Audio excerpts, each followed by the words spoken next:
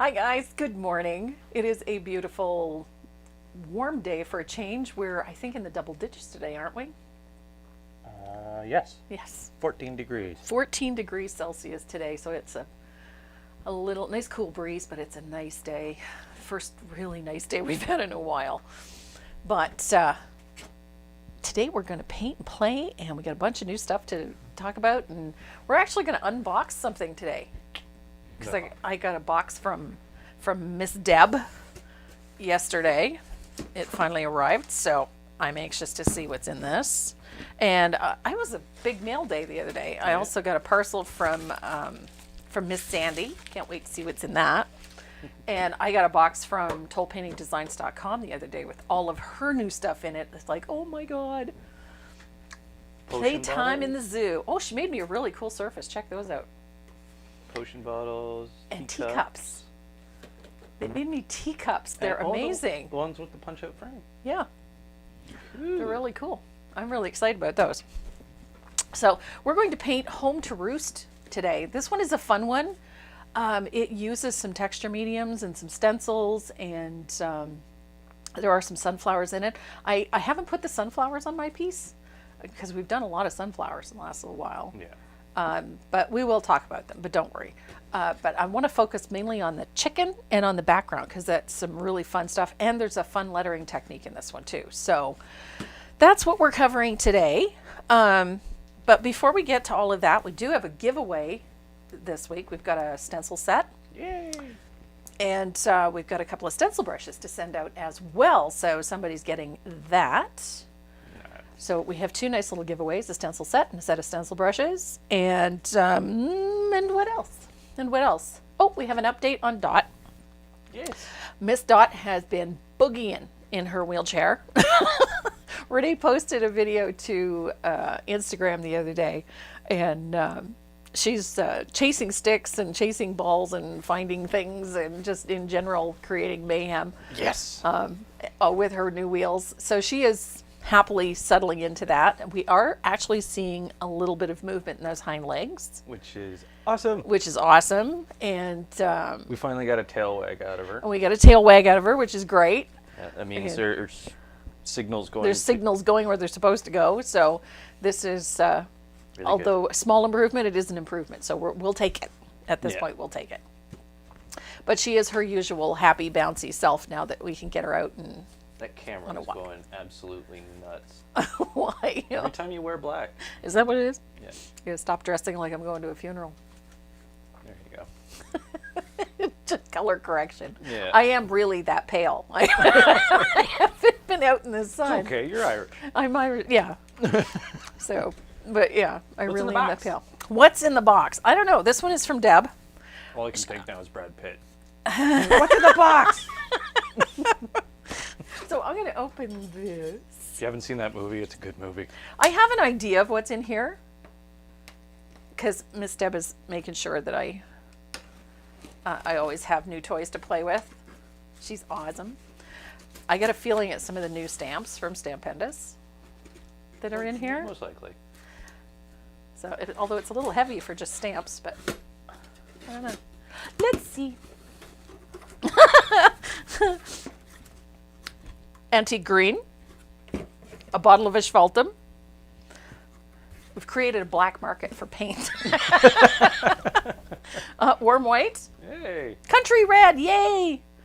Because the piece I'm working on today uses country red and I didn't have any. Like none. Hey. Oh, Bahama blue. Of course.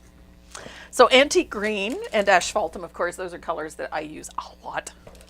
And, oh, green gold in the fluid acrylic, yay, because I use that one a lot too. Yeah. And, oh, cool, she sent me one of the Clear Snaps shaker. She has these on her website. These are cute. This one is a television. This is really cute. These are fun. I was right. There's stamps in here. Oh, this is the new one she was telling me about. Look at this. This is so me. A Be Happy. A little bee happy. Isn't that cute? So cute. Little fat bottom bees. Love it. Oh, and these ones. These are the new These are the new slim cling stamps from Stampendous. Nice. So these are gorgeous. I know she has these on her website. Uh-oh. Oh, I love this one. Love this one. It's all postage. It's all postage. I get this thing about post. I don't know why. And leaves. Oh, I can see this one being a beautiful background. These quite are detailed. really nice. I love this. That's like a mixture of grunge and Yeah, I love it. Baroque. This is cool. So yeah, so thank you, Miss Deb. And guys, if you're looking for these stamps, I think Deb has them up on her website at paintingwithdeb.com.ca. One of the two. So yeah, so those are awesome. Miss Deb, mwah, love you. Thank you very much. So awesomeness. New stamps, new toys from my sandbox. New goodies. New goodies from a sandbox. So Miss Sandy sent me a box too. Yay, a brayer. I love these. We're going to have these up on the website soon too. Nice. I have some of these ordered. Those little mini brayers. I love these, and mine has seen better days. So Miss Sandy sent me one. Oh, look. Be you. Those napkins? Oh, they're napkins. How cute is that? I love it. And a tea towel with the bee on it. That's awesome. Golden bee. Golden bee. Queen bee. Is it a tea towel or a scarf? It's a tea towel. It's a tea towel. It's very pretty. Okie dokie. Awesome sauce. I love that. What else is in there? It's like Christmas. I love this. Oh, wow. Oh, wow. Oh, this is awesome. So remember Sandy did that gorgeous tulip plaque with the flower market, farmer's market sign in the middle? Here's the stencil for it. And I think they have those on Sandy's website too. What is that? I have Sandy's website here. Yeah, Sandy. Don't hurt me, Sandy. SandyMcTeer.com. SandyMcTeerDesigns.com. There we go. Anyway, so I think she has this stencil on her website, but it's that piece is gorgeous. Her tulips are amazing. And I love the stencil. I can see myself using this one. That's awesome. Oh my gosh, there's more goodies in here. Oh, from Stampers Anonymous. Oh, this is me. Yeah, grunge. All that grungy stuff. I love it. This is awesome. And, oh, a Simon Hurley Create Stencil from Ranger. Oh, this is pretty. Oh, nice. That's a nice design. And a fistful, look at this, a whole bouquet of Tim Holtz stencils. I love Tim Holtz stencils. Minor Obsession. Look at this. Nice. Fabulous, right? Oh, and bats. Check some. Awesome. So, and all of that goodie, all those goodies from Sandy. Sandy, thank you so much, sweetie. I love it. Love it. More toys for my sandbox. Gotta love it. The other thing I love is that she always decorates the envelopes. She always got these great, it's drawing flowers and things on it. I love it. Thank you, sweetie. I really do appreciate that very much. Oh, now all I need is some time to play with them. Oh my goodness, tons of goodies today. I'm a very lucky lady. I get lots of goodies, and people are very good to me. Where? Can you hand me that? Awesome. Sheila Landry. This lady is phenomenal. She created me some teacups. And these work like those trays that I like so much, where you just push back on the piece, so now it's framed up, so you've got this great little painting surface inside. And these are the ornaments. So she did these little framed ones in different shapes, different styles of teacups. And then she took those same styles and she put them into these beautiful flat ornaments as well. So I don't think they're up on her website yet, but they will be soon. And I can't wait because I get to play. I have this thing about teacups, don't know why. And then Potion bottles. potion bottles. Perfume bottles. Perfume bottles, potion bottles is better. She sent me two different types. There's a set there that stand up on their own. Yeah, and they're half-inch thick. Yep. Can you hand those? Please and thank you. Yeah, so these ones stand up on their own, which I think is really, really cute. Look at the shapes. They're beautiful. Definitely perfume bottles. That's a beaker. A beaker. I like this one. It's really cool. And then, these really elegant looking potion or perfume bottles. I mean, they would be so cute all lined up on a windowsill with different paintings on them. I just think they're such a fun idea. And then she also did them as ornaments. Oh, I like this one. Look at this one. This one reminds me of Jeannie. I Dream of Jeannie TV show, So yeah, so she's got all these different shapes and different sizes. Those are awesome. So I got that box this week. So that made me happy. I get some really cool stuff to play with. And the other thing I had, remember the Christmas cookies pattern? Yeah. This is the surface that I get for those. And she sent me a stack of those too, because I just love these. So they're just a fun surface. But wouldn't this be cute? This surface would be so cute done as a tray, and then have the little perfume bottles standing up on it. Would be there you a go. cute little vignette. Coming up with ideas already. Yeah, it would just be a cute little vignette. So, especially for Halloween, you put potion bottles on it and whatnot. It'd be a lot of fun. So nice to see you getting what you put out. I have some really great friends. They spoil me rotten, and I can take Sheila's website down. they spoil me rotten. So, and it does not go unappreciated. I can promise you. And unreciprocated. I try to reciprocate whenever possible. So Looks like a kid in a candy store. oh yeah, Oh yeah, she's having a great time. it's been a great week. It's been a fun week. I got to paint. I got to play. I got to open boxes. It's all good. So, did we have anything else we wanted to discuss before we get brushes mixed into paint? No. What else did I get? Oh, I got my pencil cases this week. Oh yeah. I put Pencils everywhere. there was pencils everywhere. At Christmas time, my husband gave me a set of Prismacolor softcore pencils. So I have these beautiful set, 150 pencils in the set. And they're still in the original box, which I discovered while I was working with them this week was a pain. So I wanted a case to put them in, a proper case, because all of my other pencils are in cases, so I want a proper case for them. And then I found this one on Amazon. It holds 300 pencils. And so I could put all of my Prismacolor pencils, including all of my Verithin pencils. Don't point at the camera. I know I'm talking to them, but you're looking at me, so I'm looking trying at you. to look at the chat. I'm trying to see what they're saying. He's looking at you. I'm looking at him. Nobody's looking at you. And nobody. All right. So I've got my piece base coated and ready to go. So What'd you base coat it with? the original color was called Inheritance, which is a chalky finish color.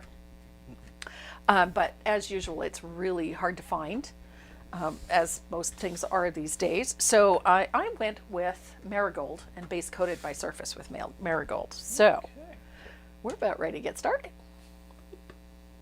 So this is it. This is my surface, Marigold, base coated. The original stencil that I used for this piece is called Floral Corner, was currently unavailable. We do have them ordered. They should be in sometime next week. Ish. With the way things are right now, it's difficult now. They've got lockdowns and curfews in Montreal and the Montreal area. So everything is slowed down considerably. So I was trying to decide which stencil to use. I had also selected Feather, which is that single feather that could be used. Feathery? Yeah, no, not feathery feather. It's just a single feather. Well, And then I remembered this one, and I thought, you know what? This one would probably be ideal, no, that's feathery. because this one has that same feel, right? So I go with that one. And of course, we need chicken wire because it's got chickens. They want to see your new pencil case. Oh, this thing is a beast, I gotta tell you. It is a beast. It holds 300 pencils. Look at, oof. So this is it. Look at the size of this. So I have all of my Prismacolor and my Verithin pencils, which they're Prismacolor as well, but they're the hard lead. And this thing is like massive. So it opens up and then the pencils fit on each of these pages. Like, isn't this an awesome pencil case? Not like the one we took to school that held 4 pencils in an eraser, you know? So that is it. I found this one on Amazon. I think it was like $32. It really wasn't expensive considering the size of it. And then it has a nice zipper closure, goes all the way around like that, and a handle, you know, in case you need to cart them with you somewhere. They're awesome, awesome. So between that, I now have 1, 2, 3, 4 pencil holders. 5, sorry. Well, Full of 6 if colored you count the pencils. little pouch that's in there. Oh yeah, I forgot about that one. Oh, the polka dot pouch, that's full of erasers and Ah, tools and things like that. But yeah. but okay, yeah, you have Yeah, 5. I have a few colored pencils. You have 5 then. It's a minor obsession. Just a little bit of an issue. It's a little bit.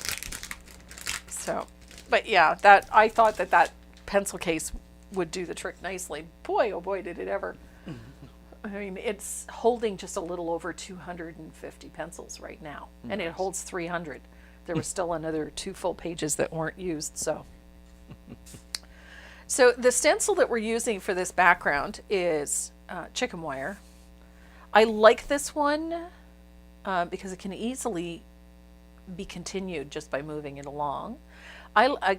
Again, when I'm stenciling, I like to take the stencil off the page a little bit because it implies that the design continues elsewhere. And it just keeps things from looking too static. So we're going to, Sorry. what are you chuckling about? I don't know if I should say it. When has that ever stopped you? Your boobs are casting a shadow. Are they? Yes. This is not my belly.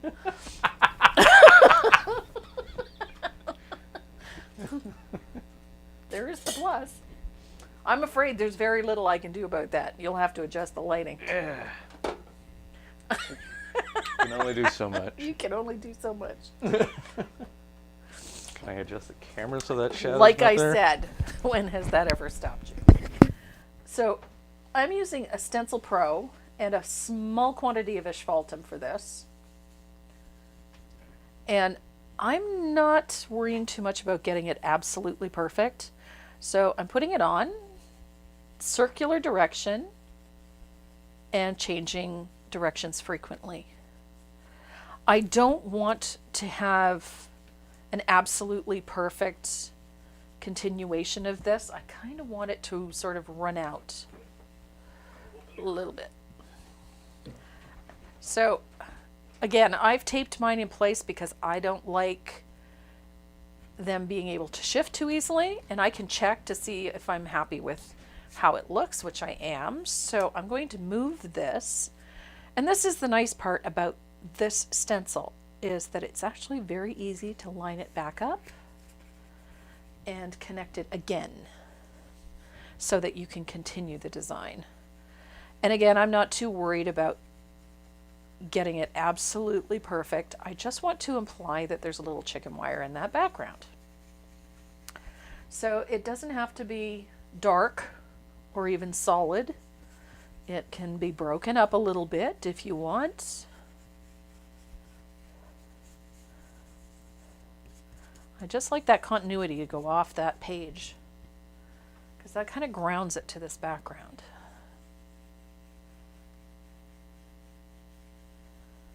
Here we go. And again, I can peel off that time and check and see. I like how that's not absolutely perfect, and then I can carry it along again. Let's do it this way.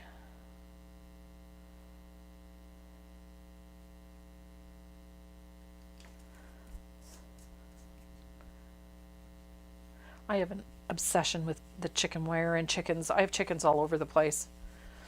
There's chickens and roosters on my entryway table when you first come in. There's chickens and roosters in my dining room. There's chickens and roosters in my kitchen. You're bound to find them even in simple little things all over the house. I don't have hundreds of them, but I have examples of them in a variety of things, in dishes, in, I don't know. I just have a thing for roosters. I have a bell in my kitchen. So I'm going to bring this down a little bit further in here. I kind of want it to drop down behind that chicken rooster. Let's tuck it in behind the poultry. There we go.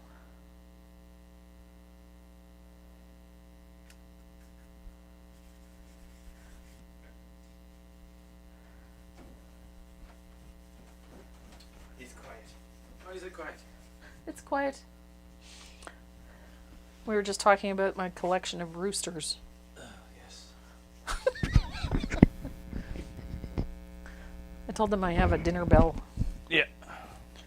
I got tired of hollering for everybody at meal times when they were kids. And Nope, not going to say it. Nope, not going to say it. good. You're going to behave for change? I'm going to try.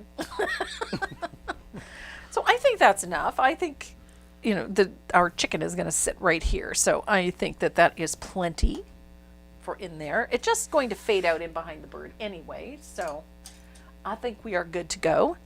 Now, the other thing that I like to do to this is I like to take a piece of sandpaper and distress this a little bit.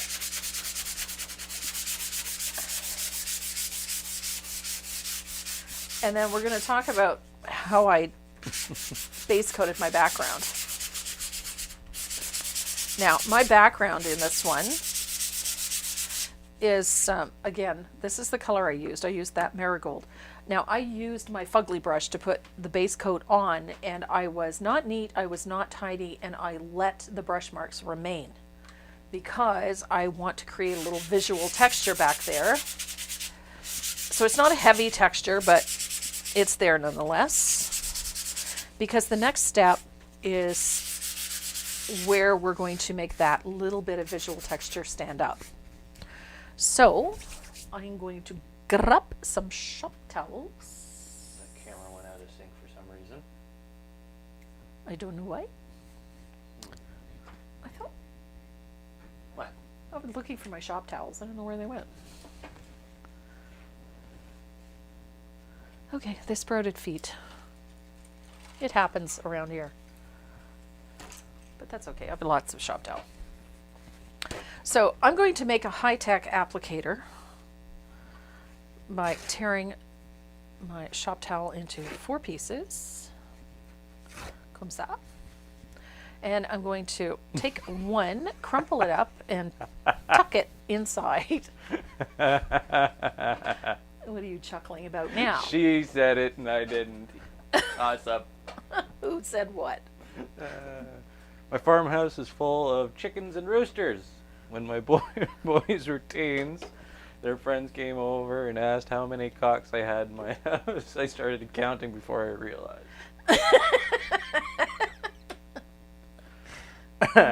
Ta-da! We have a very funny story about the dinner bell upstairs, but unfortunately, we would not keep our G rating if I told it. So, It's a... No. well, they had 2 different sized bells. They had a 4-inch and they had a 7-inch. I didn't want the 4-inch. It was too small. So there was a fellow Stop. in the store. Stop. Just At the time was walking toward me, and I waved my hand up, and my husband smacked me in the shoulder and said, "Don't you dare." So now I'm taking that high-tech applicator and I'm picking up a little it's a bit rooster bell. of asphaltum. It's a rooster bell, right? Yeah, it's a rooster bell. Okay. So it's a... I think they get it. Don't think they really need the requirement, the explanation. So It's a ring. What's the other word? So I'm putting just a scrubbed in wash of asphaltum, and I'm keeping the darkest value to the outside edge. Yes, Karen Wilson, both those stencils are on the website. Yes.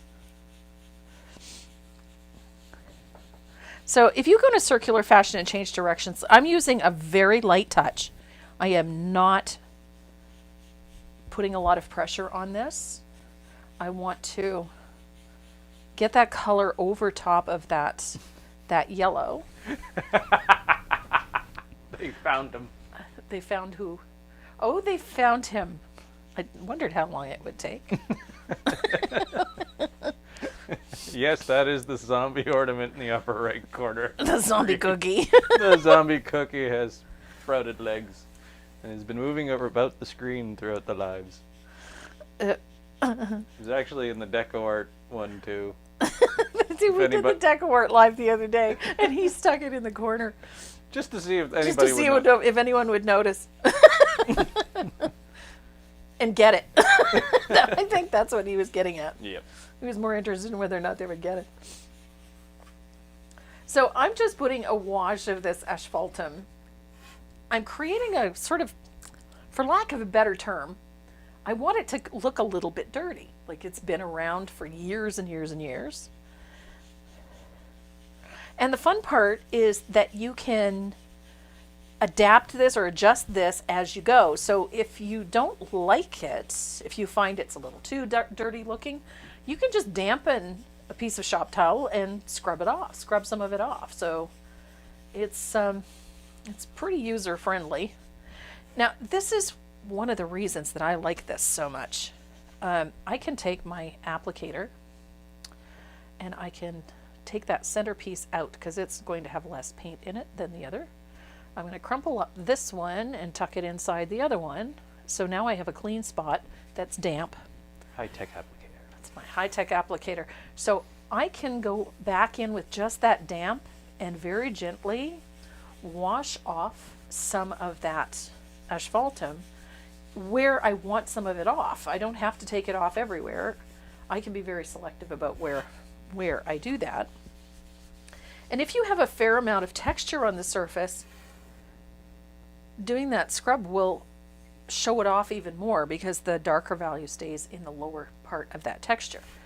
And the other nice thing is that if you want to, you can be selective where it gets a little bit darker. Now, I tend to drift into the corners. I like the corners to be a little bit darker than the rest. And I just sort of blend it out so that I get a nice transition. Will you be getting the original stencil back in stock? Yes, we do have the original one ordered. And like I said, it's supposed to be here sometime next week. But again, with lockdowns and whatnot going on right now in Quebec and in Ontario, there's no telling if or when it'll get here. So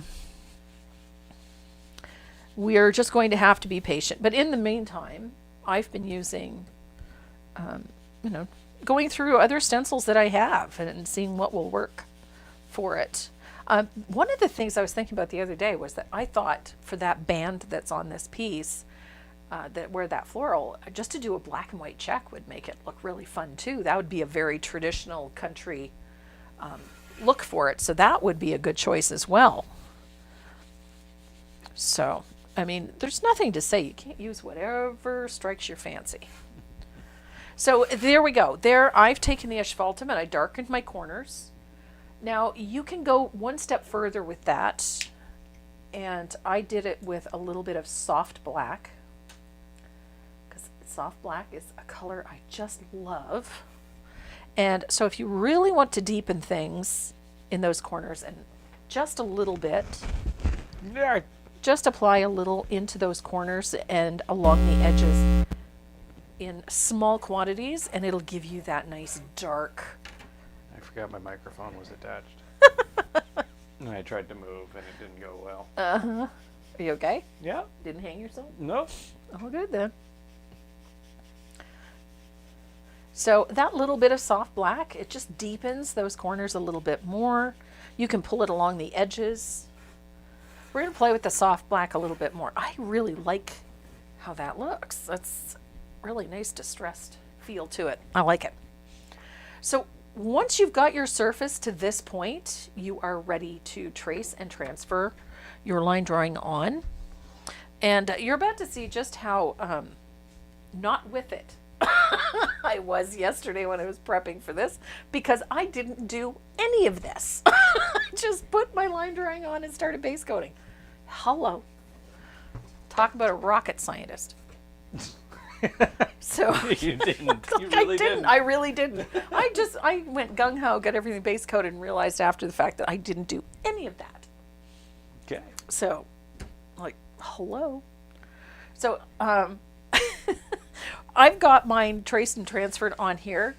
I have base coated the comb and the wattle on the rooster. The what? The comb and the wattle. Bottle. Wattle. Bottle. Wattle. Bottle.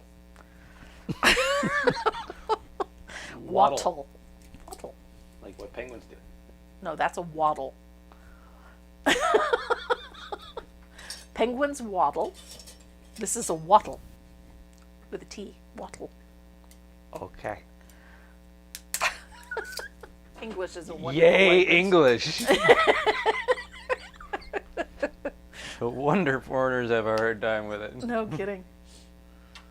It's like there. There, yeah. Oh, hell, people with that grew up with English have a hard time with it. So Or your. your Yeah. uh, Stream current. What? What's going on? Why are you slow? No. so this part, this chicken is actually really fun to paint. It's not a chicken. It's a rooster. Poultry. It's poultry. It's poultry. We'll go with poultry. It's dinner. It's dinner.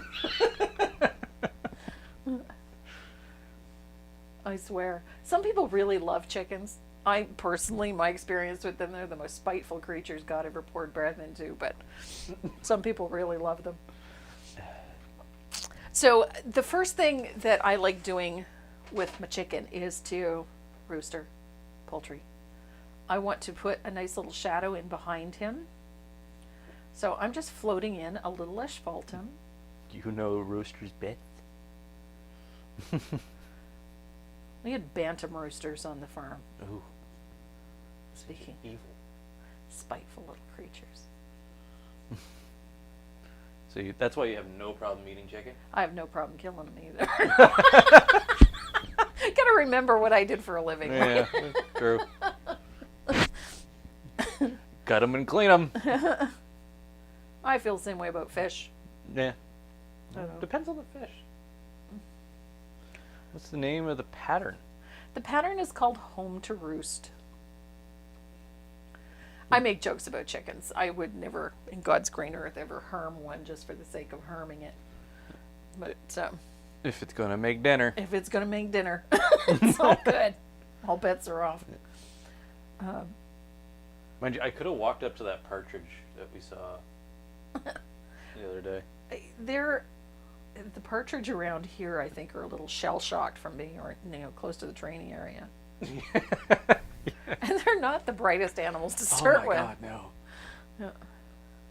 You could literally walk up to him, grab him by the neck, and snap. Done. Dinner. I have a chicken-sized partridge. So I'm just using a float of asphaltum just to put a weak shadow around this. I don't worry about it being too neat and tidy, simply because I'm going to They strangle well? I What? strangle. Wow. That was dark.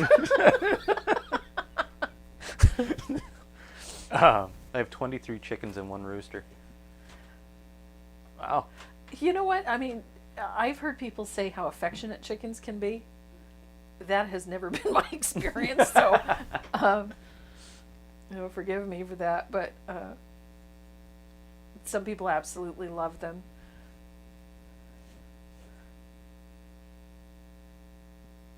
Yeah. Out west, we don't call them partridge, we call them prairie chickens. Prairie chickens, Yeah. yeah. So that little bit of a shadow is going to pop this guy right off the surface a little bit. And again, you'll notice that I'm not really worrying about getting an utterly perfect float. You've got to remember that background is very rustic. So your floats aren't going to be utterly perfect, and it doesn't really matter because it's going to fall into the texture of the background anyhow. So you don't really have to worry too much about it. And the fun part is the lettering technique is fun because it's literally a no fault technique. You can't mess this up. So now we have a horizon line back here. Are you creating depth? I'm creating depth. My God. So you're an ass. Hey. PG, I know. We were scaling the line as We're it walking is. the line, are we? Okay, we'll behave from now on. So I'm just taking that same shadow into that background right there.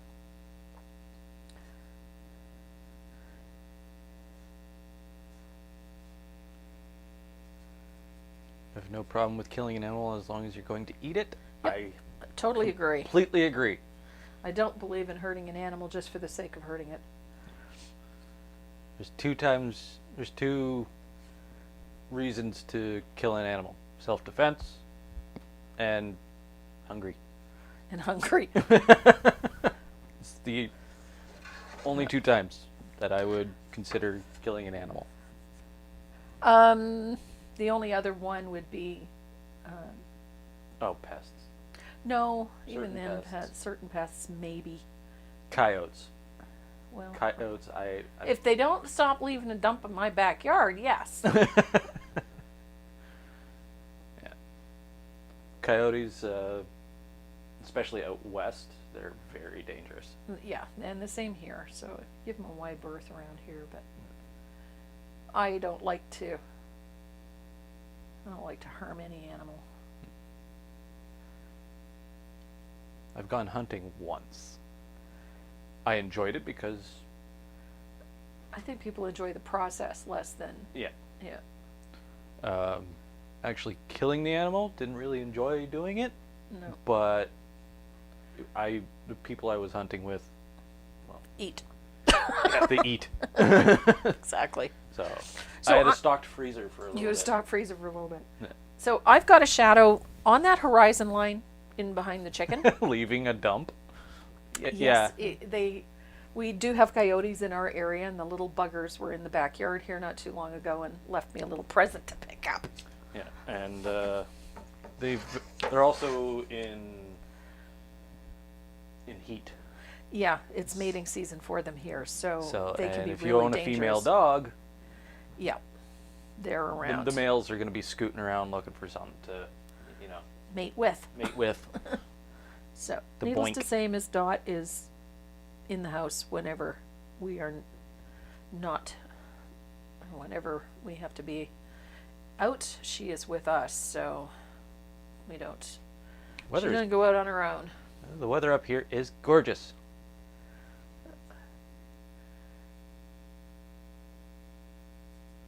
My son has a chicken that runs up to greet him when he pulls into the driveway. I know, I mean, they're not Yeah. stupid animals by any means. They're not turkeys. You know? So I've got my shadows in the background and along that horizon line, and we are going to adjust those, but I want to focus on this chicken because this is a fun technique. I enjoy this part. The brush that I'm going to use for this is a wave brush. It's got that serrated edge on there. It's a black gold. You can find those on the Brush Guy's website. And if you're looking for them, they will be under Dynasty Black Gold, and it's a number 8 filbert wave. Now we're working with modeling paste, and any type will do. And if you can't get it, you can use gesso. Let me show you something. In fact, let's do it with gesso. Yeah. I've got to get that camera ready for zoom in. I'm I'm going to do it with gesso too, just so that they can see the difference. So we've got gesso, the white gesso, and then I have white modeling paste. And I'm going to mix the modeling paste. Oh, this is the transparent modeling paste. So I'm going to mix my modeling paste equal amounts with warm white. So I've got a gob of warm white. And where's my palette knife? I had a little palette knife. Where did it go? So I've got about a teaspoon of white paint, so I'm going to get about a teaspoon of the modeling paste in there. And I'm going to mix them well.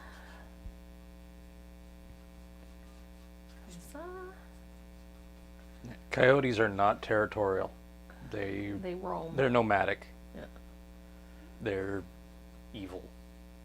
But Can be. They kill for fun too. yeah, they can kill for fun. It's like the decapitated raccoon head I found out Yeah. on that walk. I'm pretty Why sure. aren't we covering dark subjects today? Killing chickens and coyotes. But the body was missing, so Yeah. it was something that Something edit. ate it, but Yeah. there's not much meat around the head. No. So. So I'm picking up a small quantity of that modeling paste and white paint mixture. It's just a little bit. And I'm scooping it up on the edge of that brush. And you're going to have to clean your brush frequently to do this. So I'm going to start down here in these feathers, back here. And can you zoom in on this? Yeah. Right here, nice and tight, so they can see it. So we're going to start with these feathers. So that little gob, I'm going to put the edge of it right there, and I'm going to pull back. So it leaves a raised portion at the very edge, and then it pulls it back here. Don't worry if it's not fully opaque. It doesn't matter at this point.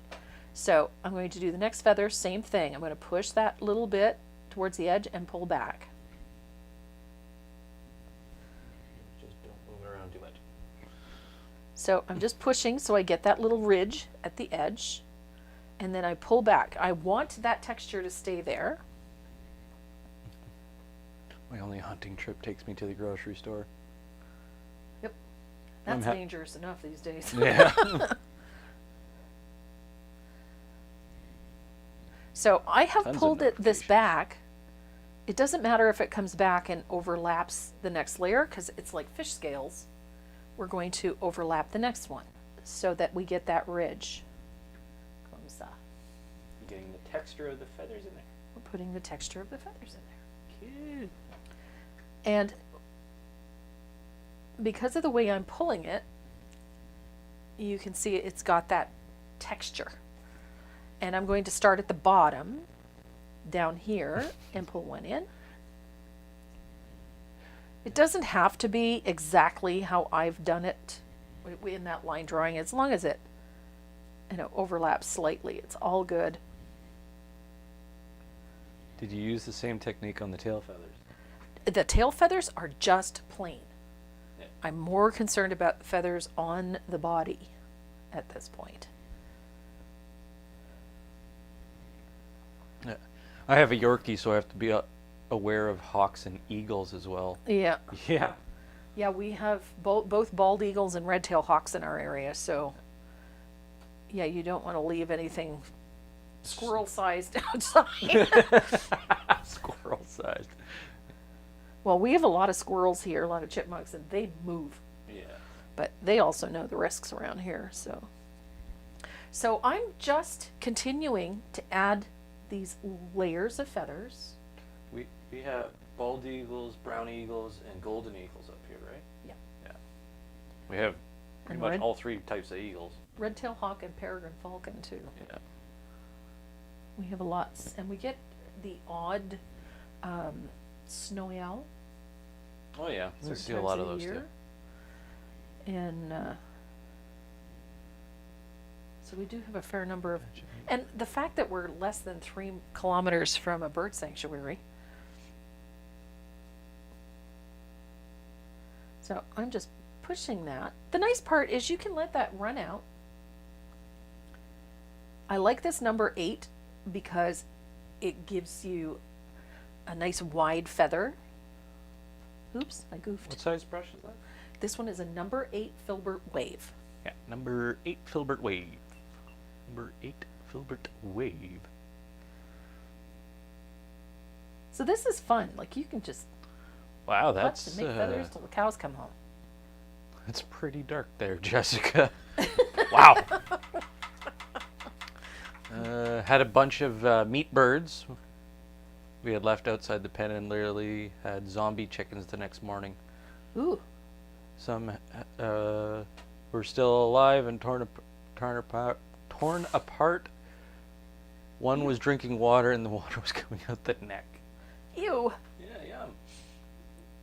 So I'm going to move up onto the neck of this bird, and I'm going to add a few little feathers like so.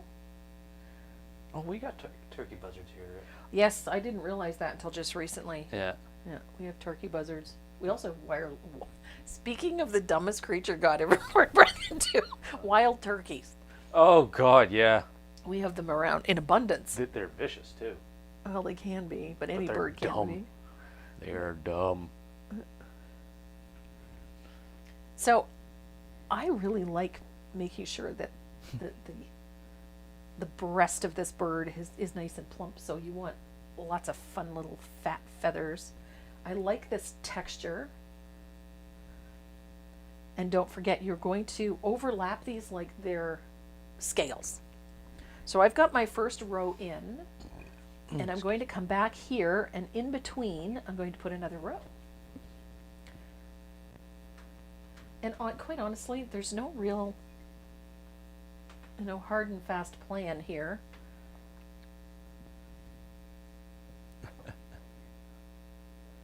These are just fun to do.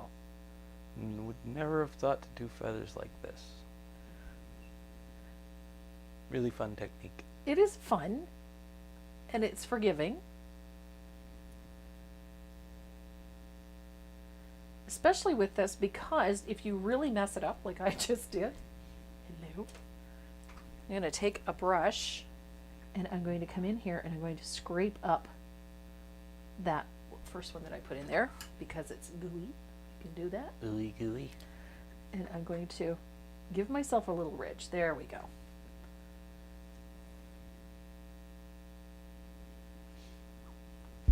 This is just fun. So you can continue doing this. Look, I did it again. What'd you do? I You oopsie. zigged when I should have zagged. There we go. Hubby goes turkey hunting every year in Kentucky. There's some good turkey in Kentucky. There's good paint in Kentucky too. Nah. Go all the way to Danville, Kentucky. Get really good paint in Danville. Gee, I wonder why. Sounds If like anybody didn't Deco know. art might be out there or something. If you didn't know, Danville is that's where the Deco Art factory is. It's in Danville, Kentucky. And our offices, Deco Art's offices, are in Lexington. At least that's where the office that I work with is located, in Lexington. It's getting exciting. More and more paint is getting out. So, getting out to the stores. I was in our local Michael's store last week, and even more paint showing up, which is really cool. Never used a wave brush before. It is serrated. The thing you have to remember is that, especially working with something like this, you have to clean it frequently. Now I want a smoked turkey sandwich. Hey, that would go down good. Yeah, I'm kind of hungry now. So, don't be afraid to just randomly throw in a feather or two. You don't have to follow exactly what I've done. If you feel it needs a feather, put a feather in. Gotta follow the anatomy of the chicken, though. Yeah, you do have to follow the shape of the bird. That would be helpful. You know? It was like, that's Otherwise, it's just going to look a little fluffy. Fluffier than he should, anyway. So don't be afraid to tuck a few little feathers in here and there. Don't worry about going over the lines. And don't worry if they're not opaque. When this is dry, we're going to paint it all white anyway. So, Ta-da! ta-da! Does the factory have a retail area attached? It does not. There's a huge warehouse. They're actually working on a retail section. But I don't imagine it's going to be open for a while yet.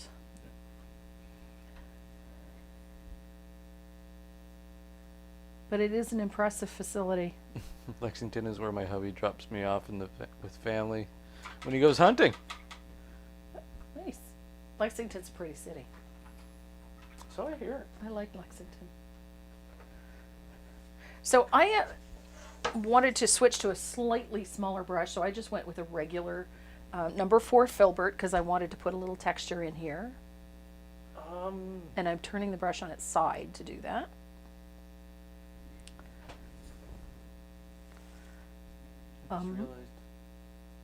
Lexington. Sheriff's Department out there. Yeah. They have tick. Oh, is that the dog that you were training? Yeah. Yeah. They have tick. We have Tick. Tick and Talk, a brother-sister combo. Train them to be bomb dogs.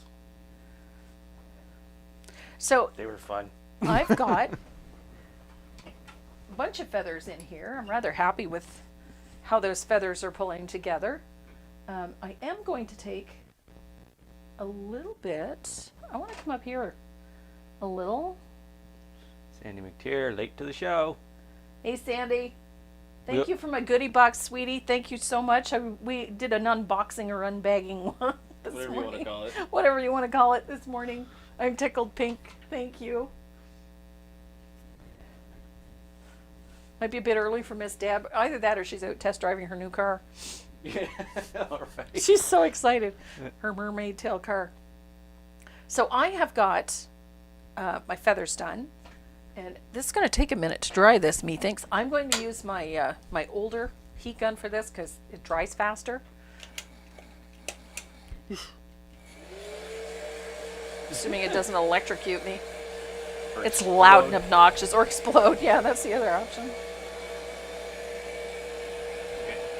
So, you know, I use a texture medium for an online class and, yeah. Smart, Trace.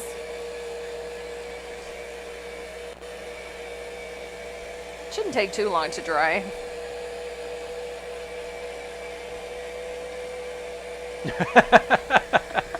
Is there a lot of ads, Sandy? Oh, please tell me there's not 10 tons of them. She said, "Oh, so glad it made it. I'll rewatch it, of course, and I'll watch all the ads too." Sandy, God love her, she sits there and turns on a video every time we post one, and then she just lets the ads run. Aha! God love her. So, the fun part about doing texture this way is once this bird is all base coated and we start shading, it takes on even more dimension and it's awesome. So, I just want to get this dry enough that I'm not putting my hand in it. So we're going to, while that's drying, we're going to tackle the bowl and this border on the side. Because this part's fun. Gotta go check on Pupper. So this part is really, really fun. So I'm going to grab a little bit of masking tape, or painter's tape, and I'm going to tape off my border here. Now, ordinarily, I would have just left my tape in place, but because I needed to do some other things in a different order, I had to take it off. So you notice I've left a little gap along that edge. There's a reason for that. And we'll get to that in just a sec. So make sure I'm not laying my tape into wet texture medium. There we go. So we're going to start with this border. Now, I like to use metallics for this. So I'm going to use a little bit of gold. I don't have any copper handy. Or maybe I do. So I'm going to use a little bit of gold. I'm going to use a little of this media gold. I don't have, my 24 karat seems to have either disappeared or that bottle is empty. So I'm going to, again, tape my stencil in place for this. Firmly, like so. So that it's not shifting.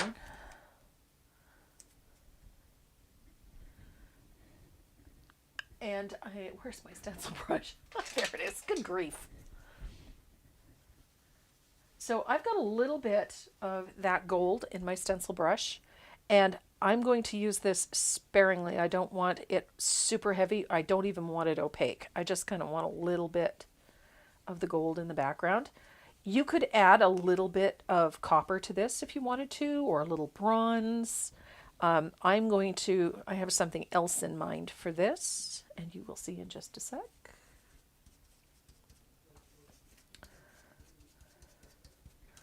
So I'm happy with that. So I'm going to move my stencil along.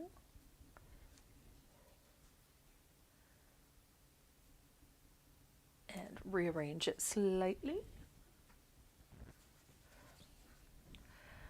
And I'm going to...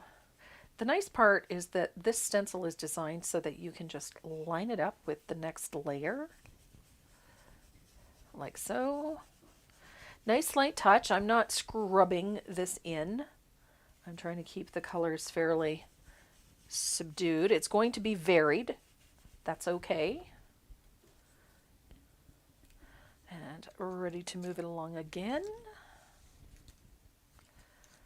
I love that this stencil is designed so that we can move it along.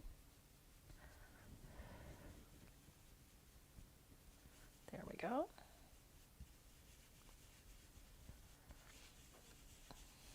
And again, circular fashion, change directions frequently. I don't have a ton of paint in this brush. I have a little bit, but not a ton. And I move that. I'm going to move this along yet again, one more time. And then we should just about be done. Now we're going to repeat this a little bit. There we go. And I'm going to grab a little bit of Bahama Blue. You know I love Bahama Blue. And my one and only bottle was empty, and then I opened Deb's box this morning, and I've got Bahama Blue. So I'm happy. I need a little bit of Bahama Blue.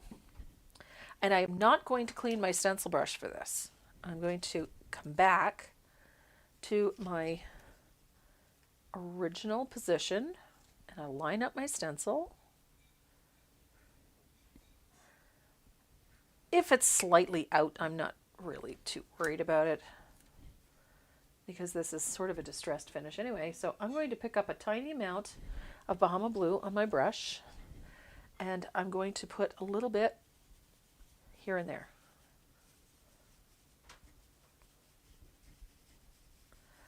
I'm just going to scatter some of that blue around, and what it does is sort of gives it a patinated or patina to that gold. And so I'm going to move my stencil again. Line it up best I can anyhow. Tape it in place, and same thing again. Just going to put it in a few select places. And I don't want it everywhere, but I want a little bit in a few locations.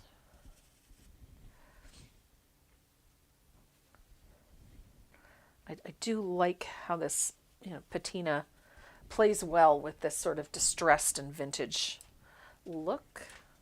It's so pretty. And again, one more time. Oh, maybe two more times. Oops. Oh my goodness. Tape grabs where the tape wants to grab. There we go. So, a little bit of that Bahama Blue. Oops. I got a little overexcited there.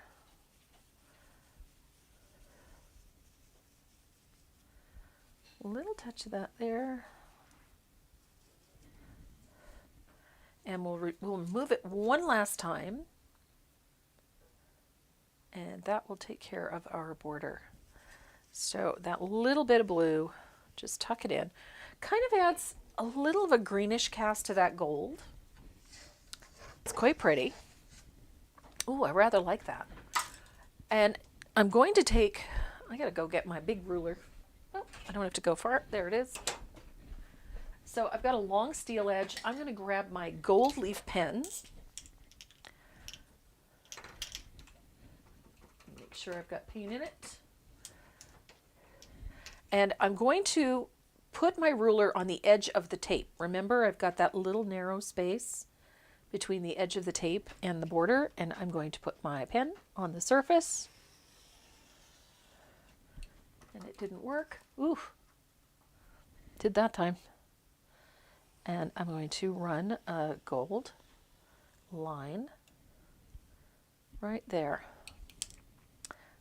Didn't get it quite close enough. So there we are. Oh my gosh. There we go. Still didn't do it. Good heavens. You know what? Some days I could screw up the Lord's Prayer. I think today is one of them. I'm going to grab a little bit of shop towel here and see if I can't take some of that gold off. My pen is leaking, and of course it leaks all over everything. There we go. Ugh, that did not help. My pen vomited. So I'm going to switch this around. Oh my goodness, what a mess. Okay, fine. We're going to grab a different pen. Oh. Okay, hopefully this one works. There we go. It's not the first time that's happened to me. So I'm going to line up my ruler. Ah, that's better. And I put, oh, what a difference. Why did that one not work? Oh, that could be why. So this is my usual deco color premium pens. These are the ones I like the best. This one is a Craftsmart. This is the one that, this is an older pen, but this one just vomited gold paint all over my piece. So, but that's all right. I can come back in and touch that up with a little, you know. Oh no. Oh yeah. A little bit of, I've got, this is a little bit of soft black. What did I miss? My pen vomited all over my piece. Oh, I saw that.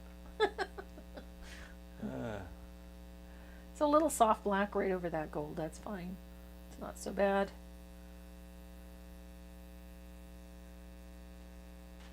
It's all good. I didn't miss too much. Yeah, they haven't had you to entertain them. They've only had to, you know, contend with me.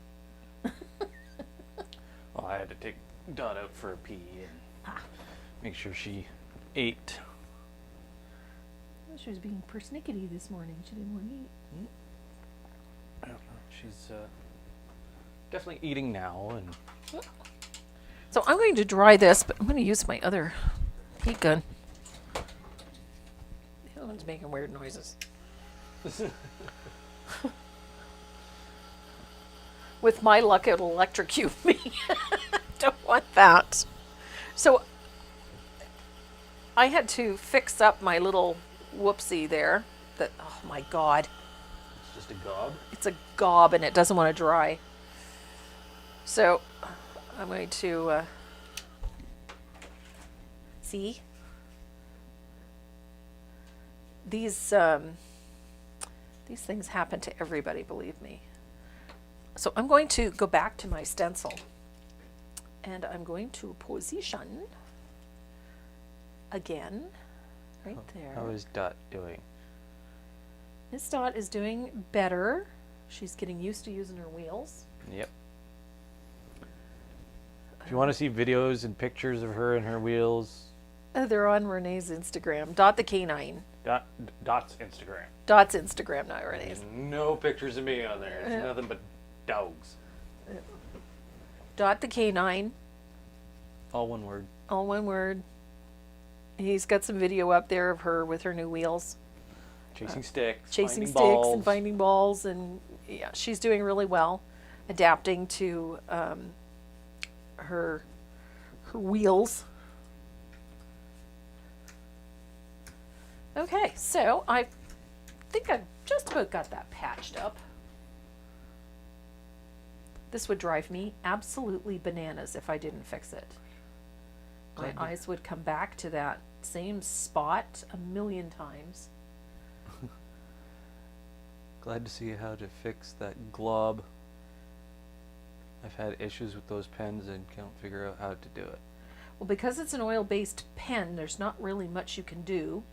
Anything that you try to do to remove it is going to remove everything. Yeah.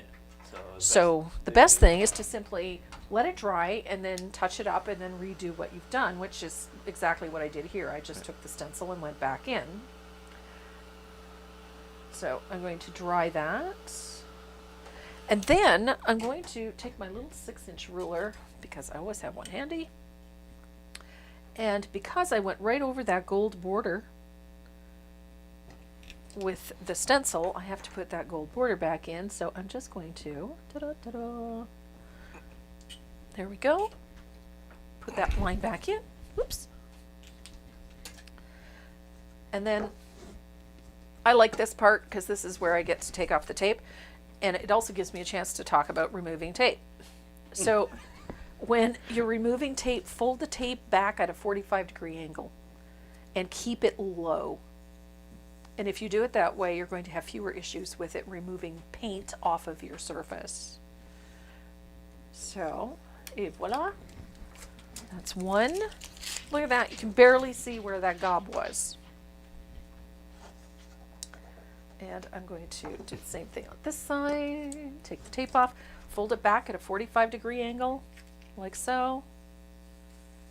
And you can take it off with minimal issues. And there we go. We got a nice, clean, elegant border. Some fun, huh, Bambi? I rather like this. That stencil actually worked very, very well in there. It was quite pretty. So I'm going to I have a funny story Roughly. about peeling paint. oh yeah. Or peeling tape, sorry. Yeah. Gentleman brought in his Harley that he just finished sanding down completely, putting primer down. Mm-hmm. And it was going to be a nice looking bike, obviously. Yeah. And he taped off what he wanted a separate color, Yeah. but he didn't use automotive painter's tape. Oh no. Yeah. Use masking tape? He used something, and it bonded with the primer. Oh, so when he pulled it off, it pulled everything off. So when he laid down his base color, and then he was going to take all the tape off and tape off his base color so he can add his secondary color or his accent color. Yeah. Yeah, Not so pretty. not so pretty. It flaked where Yeah. it flaked, it peeled, and it ripped off primer spots. Oh my gosh. So That's fun. I have a line here for the edge of this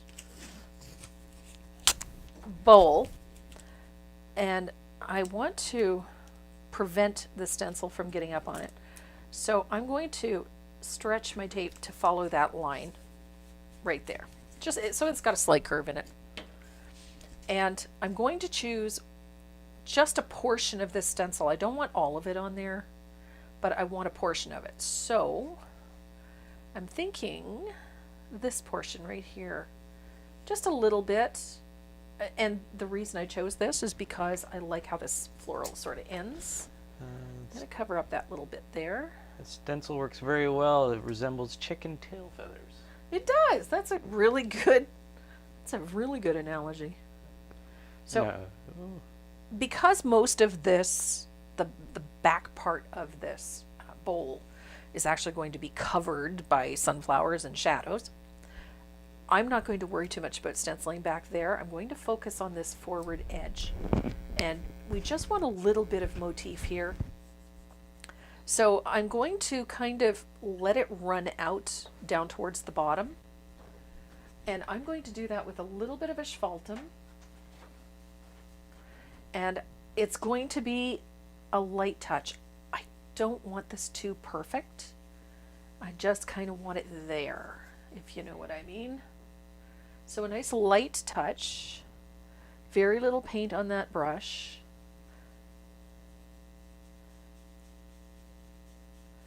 And I'm going to let it run out as it gets to the bottom of this bowl. Just let the color drift out a little bit. I don't want a ton of it on there. It's just going to be sort of a motif that is on the bowl, but not really in your face. So I'm just going to let that color run out. Like so. Now I've taped it in place so that I can lift it off and have a look. And I rather like that. In fact, I like that so much that I'm going to, I want to kind of bring it, I want to carry this design further. So I'm going to take this point right there, and I'm going to tuck that point. Maybe it's this one. Yeah, that's what I'll do. So I'm just moving the point of this to there a little bit, and I'm going to repeat that little piece that's at the top of that first one that we did. And again, very little paint, and that's all I'm focusing on, is just those three little feathers there. I want to have a look. Yeah, I like it. So that's it. I've got that little bit of stencil in there.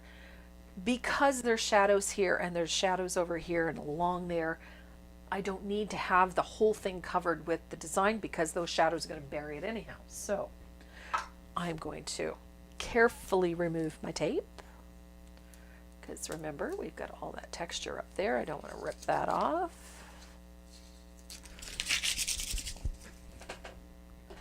And so we have our bowl. So let's talk about putting the shadows on this bowl. I'm going to use an angled shader, not an angler. And our shading color is asphaltum. And I've got lots of water in my brush because these shadows are going to be fairly juicy. And the first shadow goes underneath the lip of that bowl, right there. And again, neatness doesn't count for this. I'm really not too worried about it. And those darker values are going to be on this back side of this pot, or this bowl, pardon me. What color did you paint the bowl? The bowl is terracotta. Of course it is. It's a terracotta bowl. And we're going to work layers. Now, not a traditional float. I am not being particularly tidy and neat with this. We're just getting that color in there. So we have a shadow there. We also have a little shadow here. Remember, this bowl has a curve, and so it's going to have a shadow along here. And I'm going to pull that along the bottom of the bowl.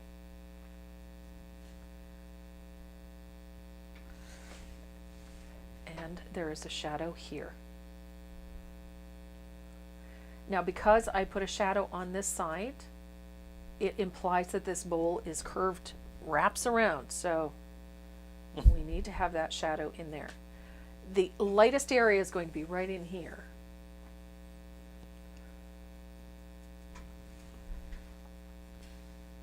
That's a good one. I am suspicious of people who don't like dogs, but I trust a dog when it doesn't like a person. Absolutely. Animals are highly intuitive. Cats are the same way to a certain degree. Yeah. Soot doesn't, or is it Is it Soot doesn't like Karen? Gizmo doesn't like Karen. Gizmo doesn't like Karen. Soot loves Karen. I think it's because Gizmo doesn't like Karen.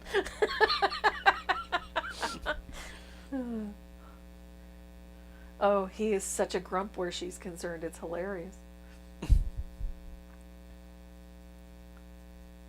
Miss Karen would come in the house, and the minute she'd touch him, he it's hilarious. Soot, on the other hand, will go and get her pets and her cuddles and whatnot, but Gizmo is like, no, don't touch me. Is this the chicken that laid the golden egg? If it has, I haven't found it. I just got my 24 karat gold deco art. I love that metallic, the Extreme Sheen metallic. It's awesome. It's one of the nicest metallics I've ever worked with. My grandmother's chickens used to chase me around when I was trying to feed them. It's because you had food. Yep. They're hungry. I got news for you. Chickens are always hungry. Yeah. So to deepen all of those shadows on this, we're going to use soft black. And I don't know, I just sort of pity pat that color in there. I'm not looking for a perfect shadow. We're just gradually building up that darker value. So don't try to get it all done in one go. That's, I think, the biggest mistake that people make when it comes to putting in shadows, is that they try to get it all done in one shot. And it works better if you try to do it in small quantities, a little bit at a time, and do it in layers. You'll have better control. You'll be happier with the end result, I can promise you. And you're going to put that soft black is going to go up onto that lip of the bowl right here. Tuck that shadow in. Don't worry about the feathers. They're getting another coat of white anyway. I just got my fugly brush. Can't wait to use it. I love my fugly brushes. Miss Sandy painted the handle on her fugly brush too. And she had some leftover resin from a project. She put resin over it. It looked awesome. Somebody likes their animals. They have 4 cats, 2 dogs, a turtle, and an iguana. An iguana. An iguana. I had a cousin that had an iguana. Charlie. It's a busy house. Yeah, imagine. 4 cats, 2 dogs. Mind you, turtles are pretty self-sufficient. And iguanas take care of the bugs. I would imagine, depending on where you live. And small rodents. Don't have any guinea pigs or hamsters. Yep. So I'm going to bring a little of that soft black forward here.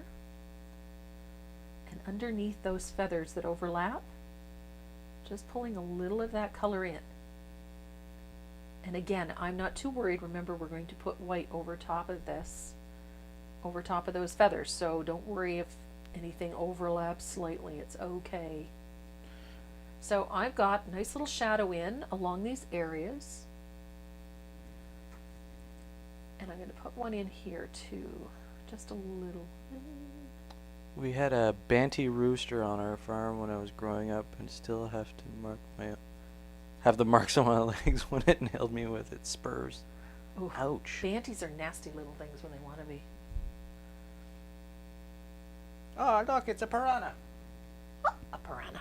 That's what we call Baby Malinois. baby Malinois. We call them piranha. So I'm going to dry this real quick.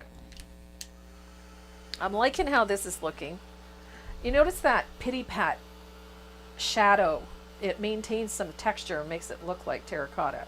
If I just brushed that in nice and smooth, it would look too polished, and I really didn't want it to. I kind of want it to maintain that rough texture.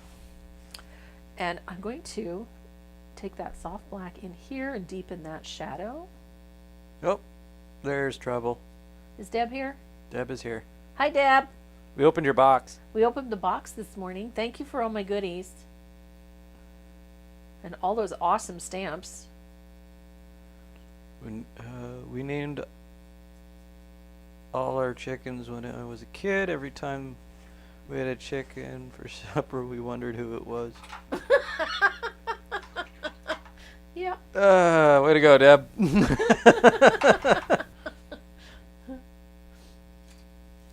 So now I want to start putting some highlights on this, on my chicken. So I need a dry brush. Where's my, looking for my big point blender. There we go. So I'm using, this is my point blender. This is an IPC point blender. And a little bit of warm white. I can be free with the warm white now. I got warm white in my goodie box from Miss Deb. So, I'm going to tell you something funny. I was complaining the other day that I couldn't find white. Couldn't find warm white. And I needed white, and I go to Michael's, they have no white. And they had buttermilk, but no white. Well, in order to make warm white, I need buttermilk and white, and I can't make warm white without white, titanium white. So I can't get any, so I come home and I'm digging through my paint cabinet hoping that maybe I'll find one. I found 3 8-ounce bottles of titanium white. Oh my god. Okay, I'm set for white, so if anybody wants to trade for some asphaltum, I'll be happy to send you a white. So I'm going to highlight the edge of my bowl here with a dry brush of warm white.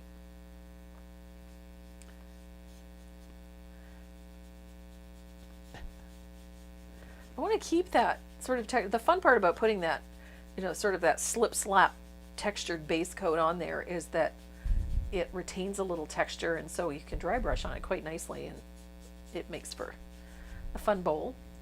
Now, our design here needs to be punched up a bit because it kind of gets lost a little in that, all that texture. Pardon me. So I'm going to, ooh, that's a rigger. I don't want a rigger, I want a liner. There's my liner. So I'm just taking a little bit of warm white, thinning it out, really thinning it out. I don't want a ton of paint on the brush. And I kind of want to put just a little bit of detail on some of these elements in here. Just a little thin stroke of white. It just sort of pops this design out a little bit.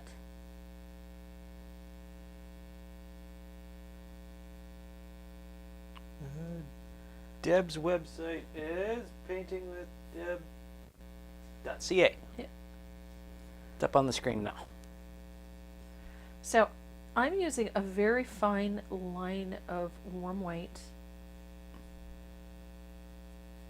just to highlight some of the design elements of that stencil.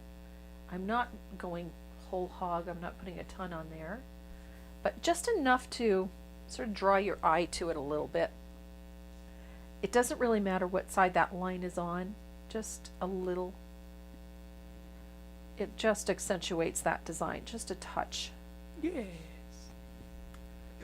So now that I've done that, I can take my point blender and we're going to put some highlights on that bowl too. And the highlight is going to be right about here, the bulk of it anyhow. I want to accentuate that curve.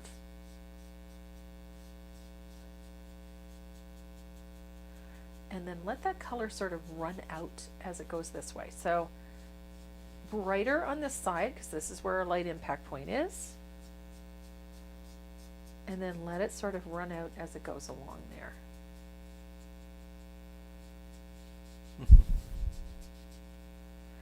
And you can punch up that highlight there as well. Remember, that's striking here and striking there, so we need a brighter highlight right about there, and then that light impact point right there.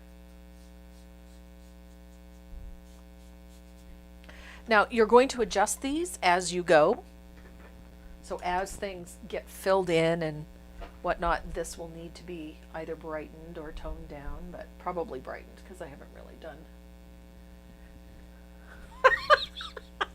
Oh my God, he's finding like the stupidest things online. So now is the time I get to go in and I get to base coat all of this with warm white. Now that our texture is dry, I'm going to put a coat of warm white over everything. I'm using that wave brush, by the way, to put this base coat in, because it works. Wow, this guy's got us. It's the ears. Uh-huh, more puppies. It shows me puppy pictures. Like, It's the ears. I know. They become one. Uh-huh. I'm pretty sure he's picking up cable on those things. I love Malinois. They're awesome dogs. So now is where I get to base coat all of these feathers. Tom Eves. I made it a little late. Sorry. Hi, Carol. Carol is from Bath, Ontario. I kept saying she was from Alberta. I don't know why, but she's from Bath, Ontario. So say hi to Carol. Where is your beautiful Disney ring? I'm not wearing it today. It is a beautiful ring. My husband has excellent taste.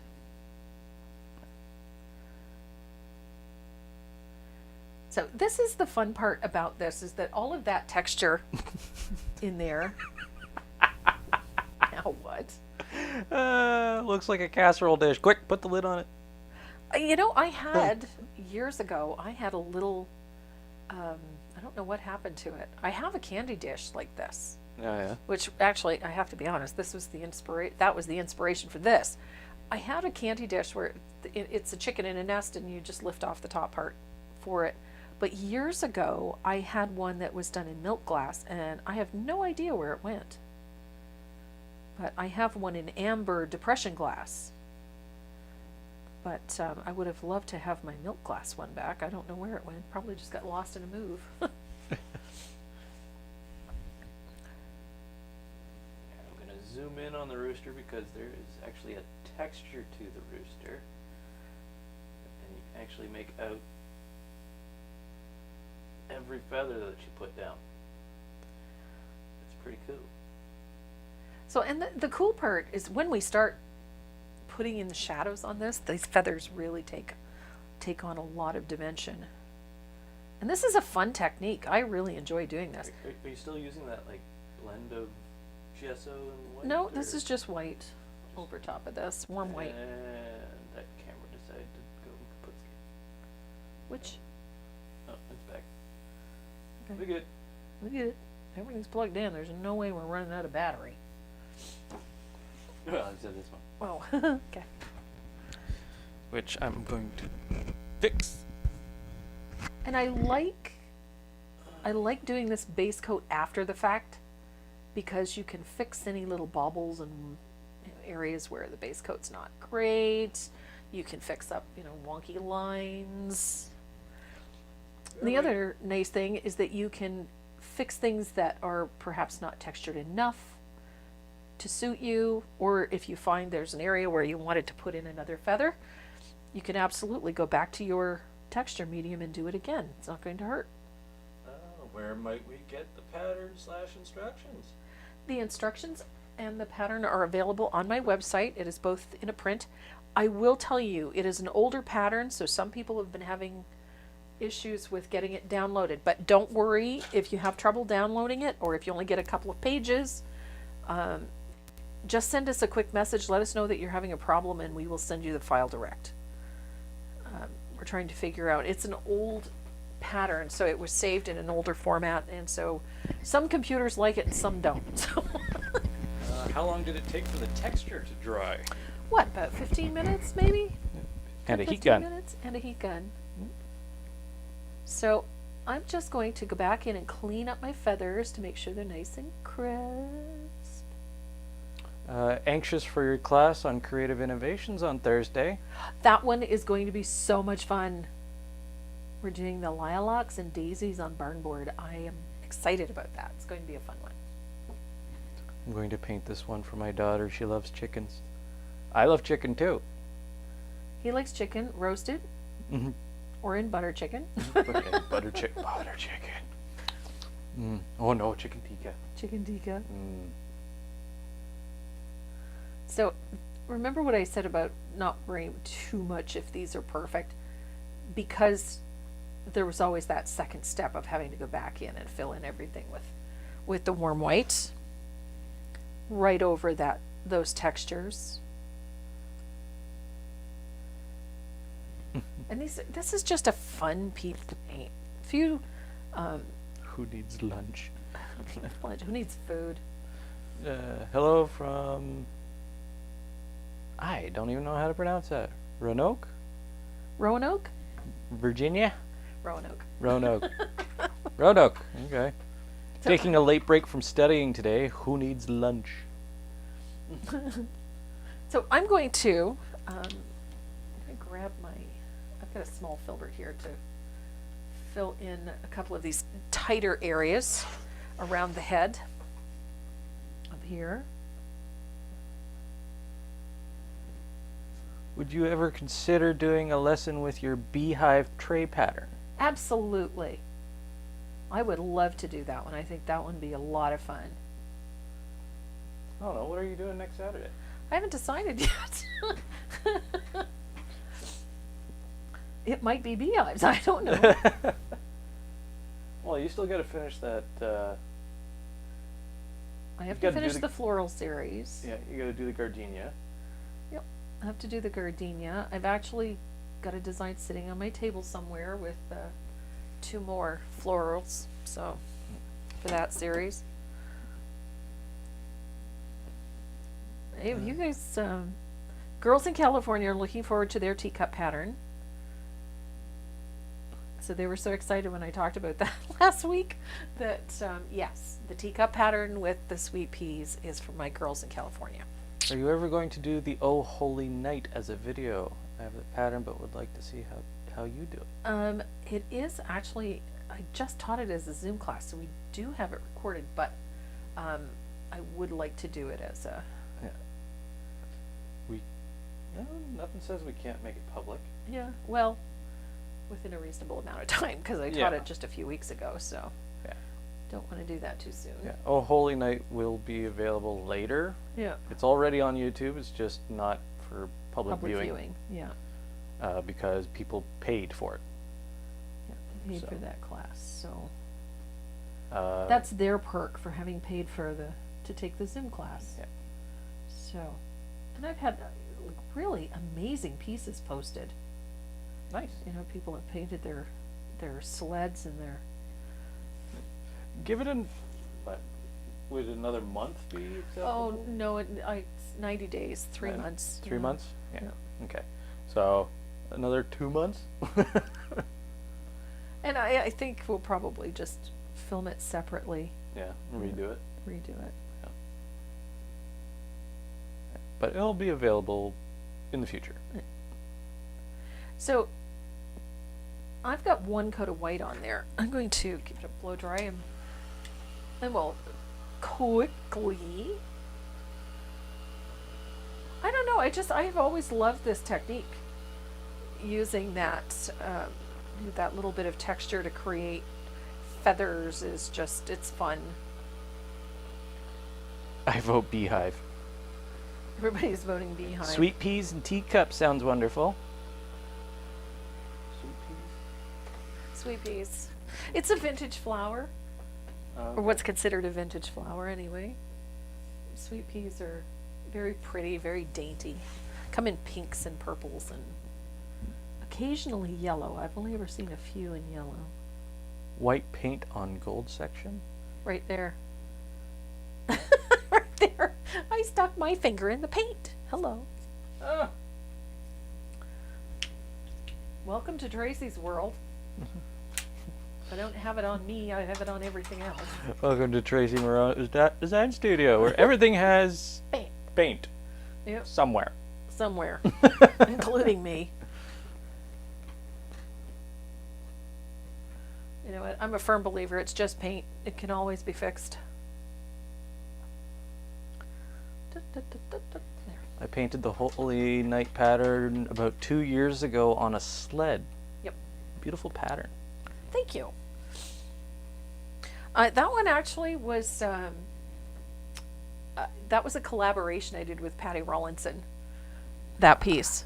Patty sent me a sketch, and to ask me if I could do something with it, and so I rearranged it and put it in a slightly different composition and clean, just to put my spin on it. And between the two of us, that's what we came up with. It was a lot of fun. So,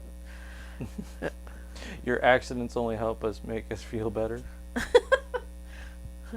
oh, believe me, you should be around. The other day, I dropped a bottle of paint on my painted piece, and it popped open, and I got paint everywhere. Thank God I had a coat of matte medium on it, because then I could just take a baby wipe and wipe it That's off. a great idea. Replace the chicken in this pattern with a bunny. Oh yeah, that would be cute. Put a bunny in it. Nice. What do they call them? Australian Reds. That would be beautiful.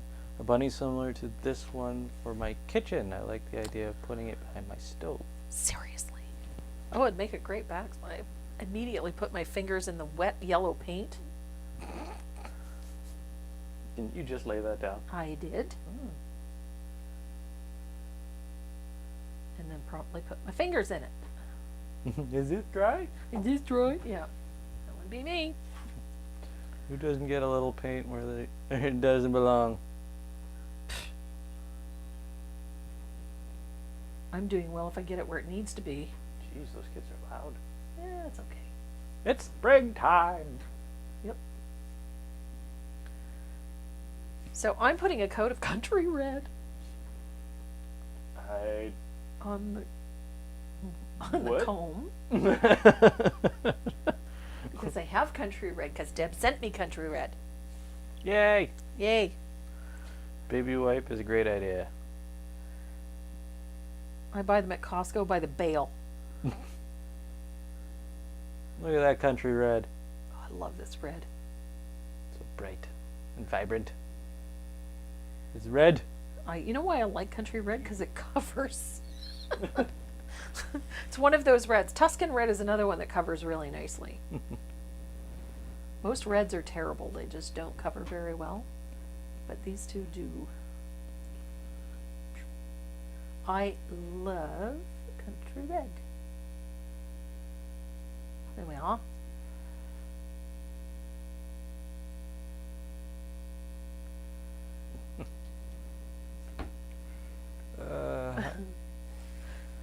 So I'm Just gonna. came across you live having things to do, but I always learn so much. Can't stop watching. Love this pattern.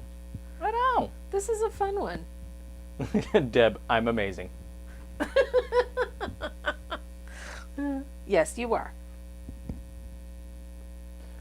Who doesn't get? Oh yeah, I already read that one. So,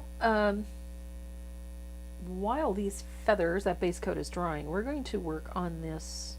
Do you have a rooster pattern? This is a rooster. Yes. This is a rooster. It's in the pattern. He's not a chicken. He's not a chicken, it's a rooster. It's a rooster. It's got the It has a coxcomb. has a comb and a Wattle. wattle. Wattle. Wattle. Waddle. Waddle. So, I'm going to dry this real quick. And we're going to do the comb and wattle on this fellow. Waddle. Good to know While when this choosing a always red, since some don't cover well. Yes. Some do not. One of my favorite tricks for red, I usually use a coat of dioxazine purple or lavender underneath more transparent reds. You'll get a nice deep, rich tone out of it. Some people will use a green, but I always seem to lean towards using a purple, something with red in it. So I like purple, something fairly opaque will work well. So lavender, even frosted plum works well underneath reds. My car is ready. I be styling in my mermaid-tailed trailblazer today. Woo Uh-oh. woo. Clear the roads, BC. And possibly the sidewalks. And possibly sidewalks. That's an excellent point. So It's a trailblazer. the shading color that I'm using is soft black. So I'm going to, and I've thinned it considerably, So I'm going to separate the two portions of the wattle,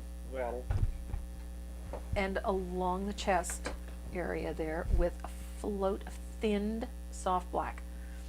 How? And I'm going to do the same thing along the back here with a float of the soft black and along the top of the head. Like Actually, so. the link is in the description down below. If you go to the description, it'll be tracymoreau.net. Yep. For some reason, I think I changed Sandy. Yeah, I changed your website graphic to Sandy McTeer's Oops. by accident. So I've got a nice little shadow along the back side of this Coleman wattle with a nice weak float I thought it was a chicken. of soft black. Like so. Now those little, the back side of these little areas here are going to get a float as well. Just a little float. And we're going to let it dry, and then we'll do it again just to give a nice deep float so that we get a nice color transition in there. For those just joining, there is supposed to be a pattern in the background. Yeah. Because I had a moment. She had a brain fart I had a brain fart. and forgot to do the background. So this is the background that we did for this, with the chicken wire in the background and the heavily painted brush mark laden base coat, and then washed with the asphaltum, and then used the soft black in the corners to get this nice rustic background. I had a brain fart last night when I was prepping this, and I got everything transferred on and got it all base coated, and realized that I didn't do any of the stenciling in the background. So it was a whoopsie on my part. Or the aging. Or hey, Or the aging effect. oh, the aging effect. I thought you were talking about me aging. That's apparent. Obviously, because I forgot to stencil the background. Just because it's obvious doesn't mean you have to point it out. Apparently I do. No, you don't. Not if you want to live long. So I'm going to deepen that shadow just a touch, again with a float of that soft black.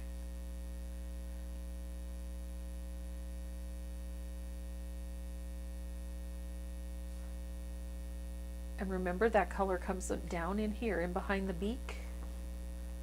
French mauve also works well under reds, making them cover better. Yes, French Yeah. mauve. Again, it's got that purple tone to it.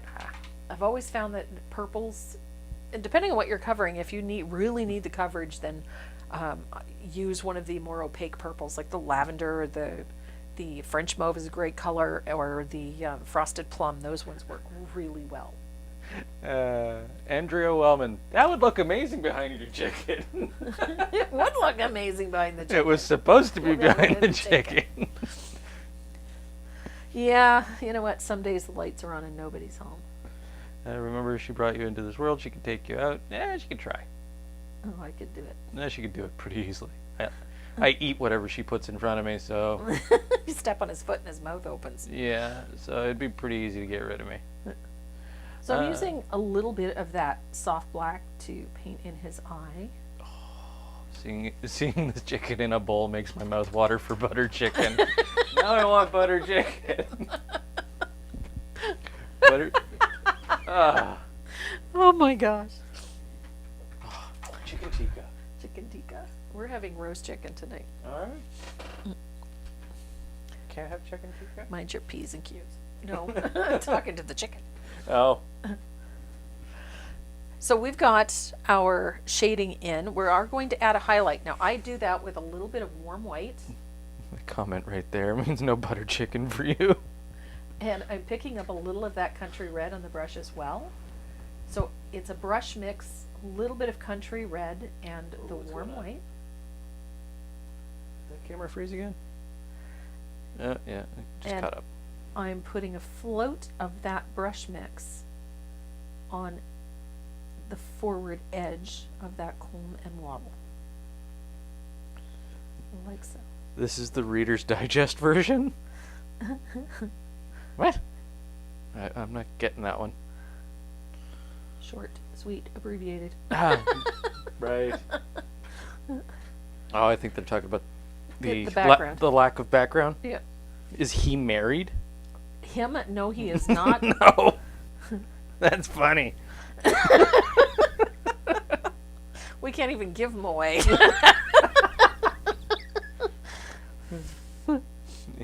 Even with a BOGO, it ain't happening. Exactly. Buy one, get one. Yeah, you get two. Oh, you get the dog too, right? Yep. If you could put up with me, good luck with the dog. She's just like me. Except she's a little brattier. Oh, really? She is very much a brat. Painted my living room and dining room in a deep red and primed in gray. Got great coverage. Yep. Yep. Anytime you use gray as a primer, Gray is always going to give you great coverage. it's a great neutral. If you use white primer, then your value is going to go up. Yep. And if you use it's not very often people use black primer, but it's out there. Yep. You're going to get a more hue? A different hue. A different hue. Yes. And your primer underneath affects what you get. Yeah. So the next thing for me to do is this. I've put the highlight on there. It's not the final highlight, but I've got it on there. Takes the dog, leave cannoli. Mmm. It's definitely not a fair trade. I'll give you 2 dogs for a cannoli. Depends. That depends on the cannoli. Homemade fresh cannoli. Oh.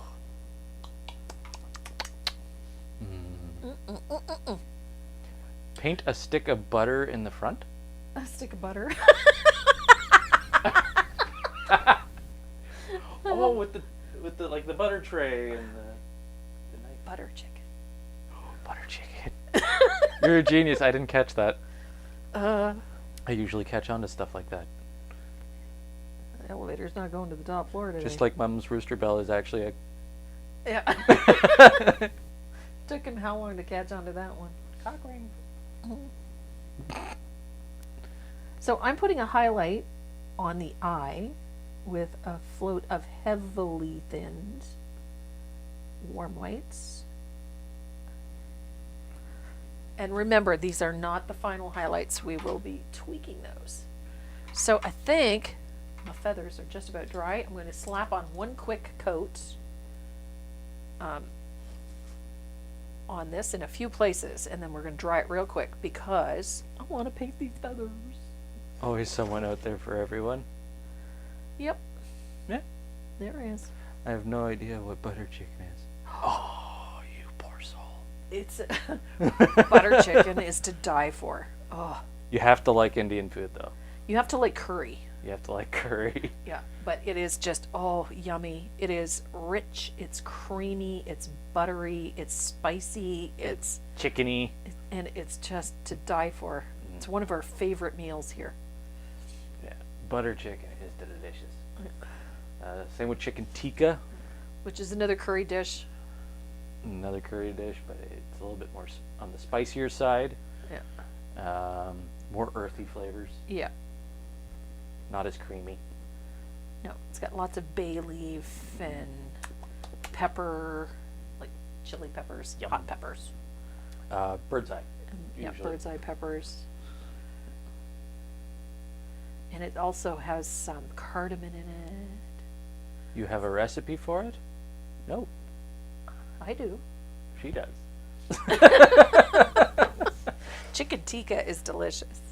Yeah, but you use the kit for that one. Well, I have, but I have a recipe for it. Yeah. The kit just makes it so much easier, and that kit Oh my is gosh. amazing. The kit is just phenomenal. And it's Blue Dragon. Can we pretty please get the recipe for butter chicken? I've never heard of it, but sounds delicious. Oh, butter chicken is to die for. The first Indian food I had was buttered chicken, and yet I have yet to try anything else. Chicken tikka. Chicken tikka is next on your list then. Yeah. If you like buttered chicken and you want it a little bit spicier and a little less creamier and more flavorful. Oh yeah, the flavor is amazing. Yeah. And the smell it leaves in the house is, I can't eat spicy food. Doesn't have to be hot spicy. You can dial back on the curry and the pepper, and maybe It's all about flavor. add a little bit more cream to it, and Oh, you'll still keep all the flavors, but it'll die down the spices. that's the nice thing about chicken tikka is that you can choose if you want it spicy or not. Yeah. Just it's so good. Yeah. Put the bird's eye chili in or not. Yeah. But butter chicken, it's easy to adjust it to your preference. Yeah. And it's one of those meals that you can make in a slow cooker. Yeah. Make it in the morning, and it's Throw everything in the morning, and then, by supper time, you've got this amazing meal. Yeah. Whip up some nice basmati rice, and you're good to go. it's Yeah. It is just a and fabulous you can make meal. tons of it. Yep. And you it could do- freezes like a dream. Yeah, you can use breast, thigh, wing. Yeah. You can use any part of the chicken. Yep. It's great stuff. Okay, Thigh, I've got thigh a is best. Yep. Thighs are delicious in it because they they don't dry out or. So All right, we're this, trying the chicken. now this is what I wanted to cover the most today. I was talking about these feathers, like doing that texture and then getting them to really stand up. And this is where this gets, to me, it's exciting. I like, It gets technical and it's fun, and it's a great effect. Works really well.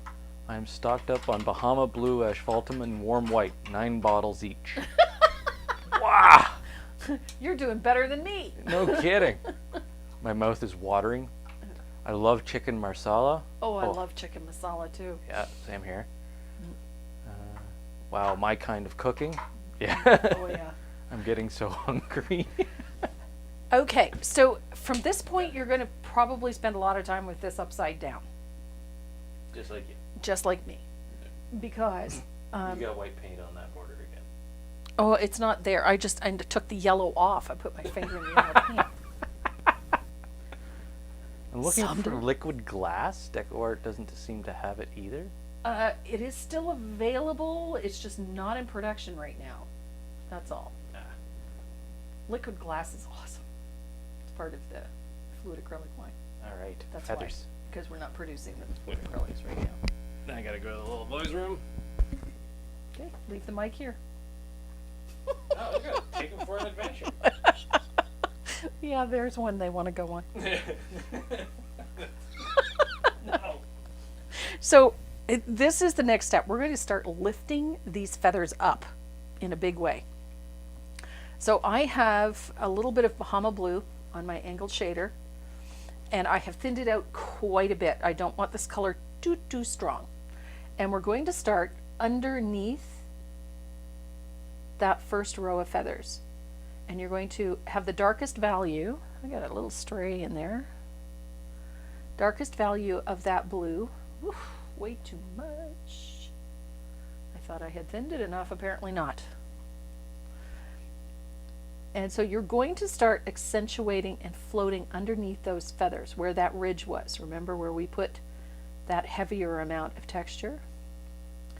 And this is where these feathers start to take shape. So that first row of feathers that you did, you're going to float underneath that ridge. Just like so.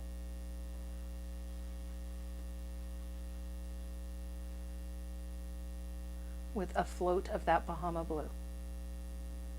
And it is heavily thinned. It's not a strong float.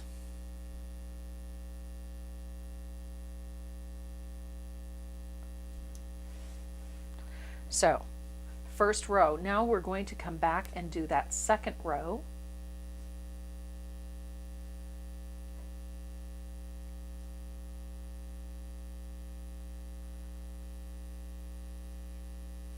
Now remember, when you're putting down that float, the whole chisel edge of that brush is on the surface.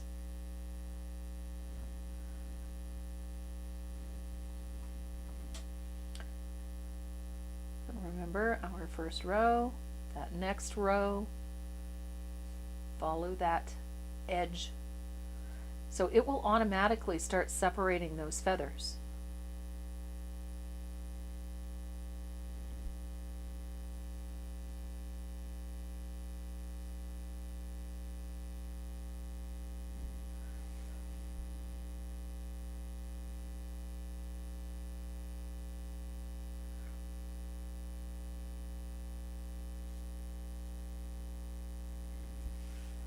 So now all of these feathers will start taking shape. When you run out of color, just reload your brush and come back in and float and separate all of those feathers.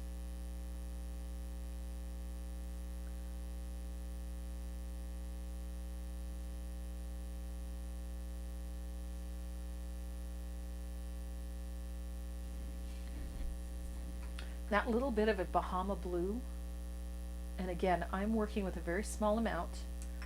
If you're finding that I'm having trouble controlling that color today, I'm going to take a little bit of my Sonja. There we go. Now we're talking. So I'm going to float up underneath that row of feathers, right up against that ridge that we created, that texture. So I'm right up against that edge. Renee's new show. Yeah, that's what you need. Renee's new show. Guess that sound. No, thank you.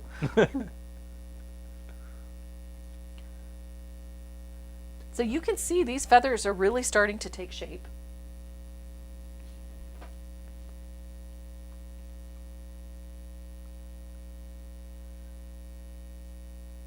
And each consecutive row, you get more and more texture out of them. Well, it definitely says thank you very much. I can't translate the rest.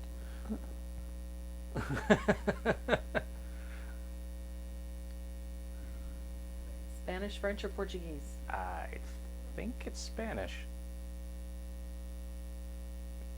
Yeah, I think it's Spanish. Definitely Spanish. But I definitely know they're saying thank you very much and they like the roosters. So look at this. I love how this comes together so quickly, that texture, that little bit of texture gives you so much dimension. And then I'm going to take that same Bahama blue, I'm going to shade along the edge of that wattle. So what's the stencil pack that we're giving away? Oh, stencil pack, they get a set of the wreath, the bee, the bird, and the bee, the bird, and the bunny.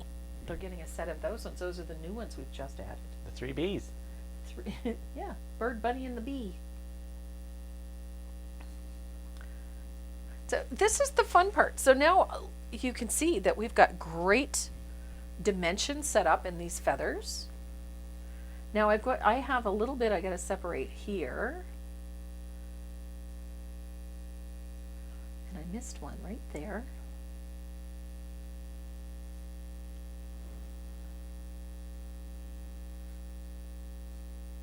So my feathers have come together quite nicely. Like it. Now the fun part is that you can, fake it till you make it type thing. So if there's an area where you're not thrilled, that you feel may need a couple of extra little feathers, throw in a little float and just kind of fake it. Fake it. And so there we go. Now we've got that texture in.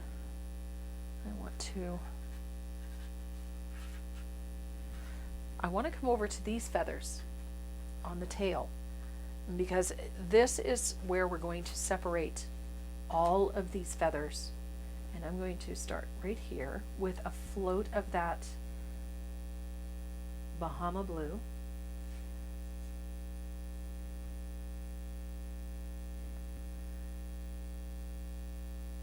And this separates all of these feathers, these tail feathers, a little bit. Don't worry if that blue gets to be a bit heavy, because we're going to come back in and we're going to soften a lot of this. So we're going to put white highlights, like titanium white highlights, on some of these feathers. So right now we're just separating them all.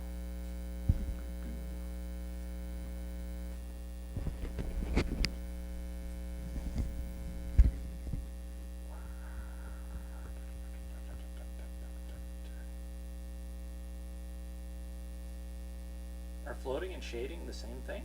Floating is the technique that we use for shading or highlighting. So it is one of the same. It is just a technique. So a float is merely creating a gradient of color on your brush. So I want to, good grief, what a mess I've made today. Hush you. I am now The fully nerve vaccinated. of some people's children. So I've got a little bit of my Joe Sonja. I'm going to put a little bit of Bahama blue on my palette, now that I've gotten a clean one, into my Joe Sonja. And I'm picking up a small amount of color on the toe of the brush, which is that pointed end of the brush. And I'm going to lay it onto my palette, and I'm blending back and forth, both sides.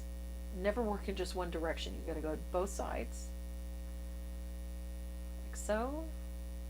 And then you walk into the float, meaning the point's got to travel that way a little bit so that you move the color along the edge of the brush. So the darker value remains on the toe of the brush, and then the color sort of travels until it runs out on the full length of the chisel edge.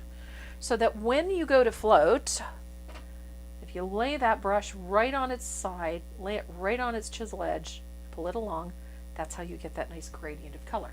So that is the float. In this case, we are shading because we are separating those feathers.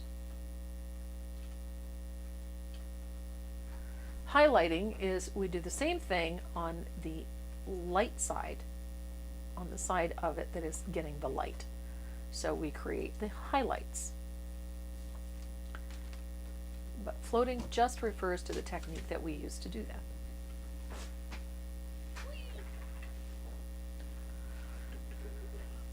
So I've just about got all my feathers separated. I just keep, for some reason, ignoring this one. I don't know why. So you'll notice when I float, that whole chisel edge lays right on the surface. And go to all the trouble of blending color on your brush, and then tip it up onto the point. You're not using the blend to your best advantage. So you've got to get that whole chisel edge on the surface. Now I have a spot here where I seriously goofed. So I'm going to put a little warm white on my palette.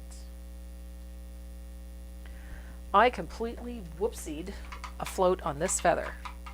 It's a mess. There's a cat here. Yes, it's Miss Soot. So I'm going to take some warm white on my brush, and I'm going to float the other way so to hide that bad float that I did.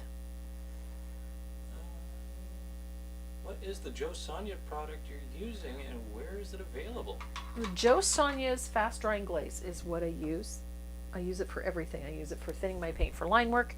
I use it for leveling my paint in backgrounds. I use it for glazing techniques. I use it for all sorts of things. And I use it instead of water when I'm floating, because I find I can get really nice, transparent, smooth floats with it. And it makes all the difference for me. This is, it's just one of those things. I absolutely love how it works.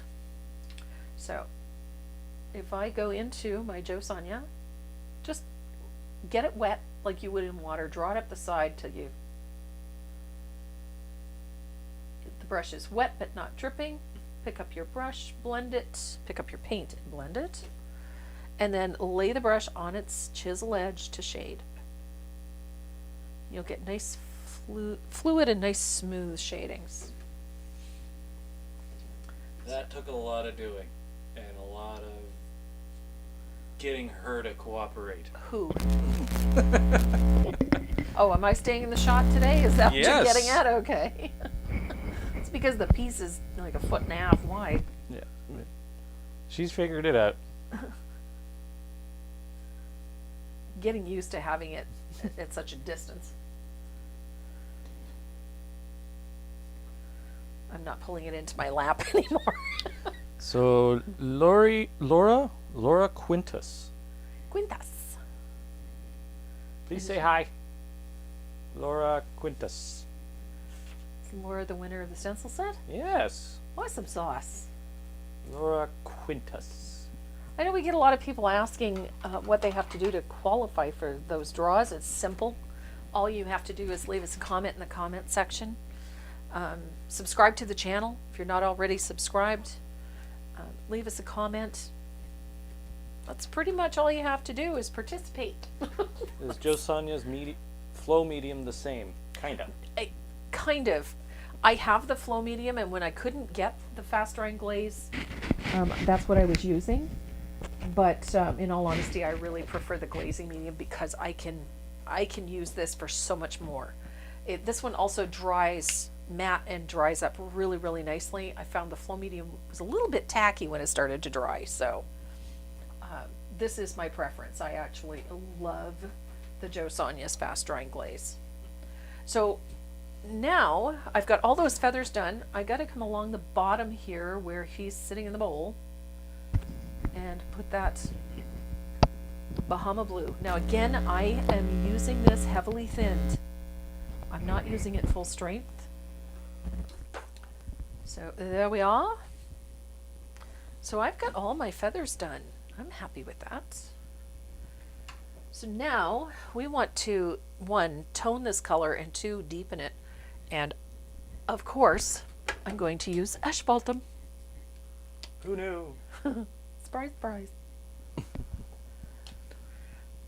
So asphaltum is my color of choice for this type of thing.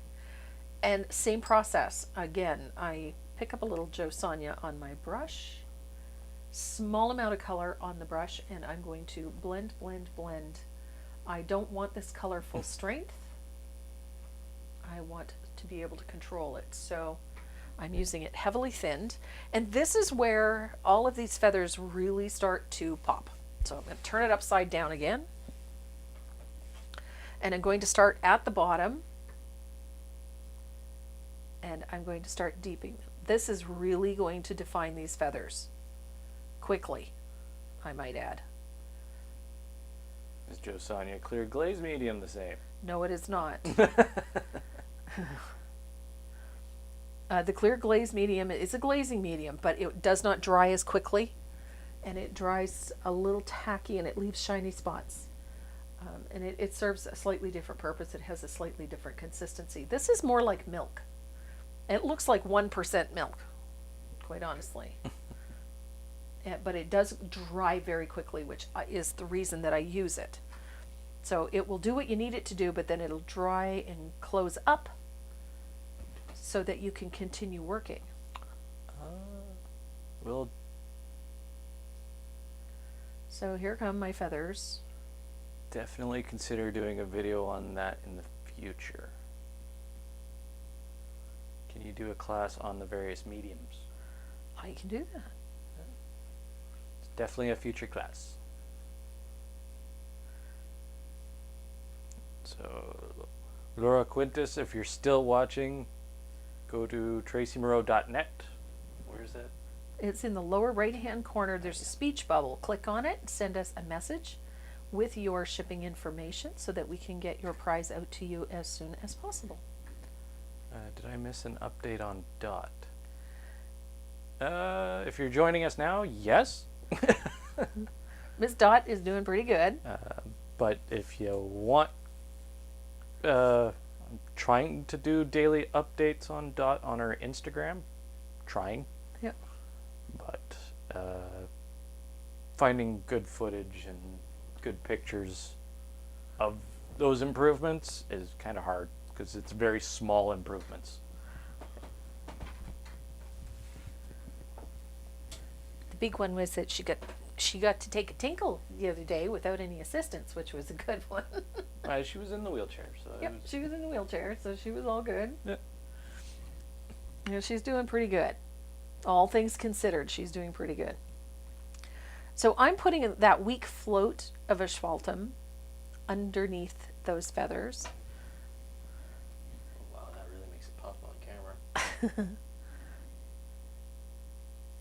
it a little dirty too. Well, it's a chicken. They're not exactly It's not a chicken. rooster. Poultry. It's poultry. It's poultry.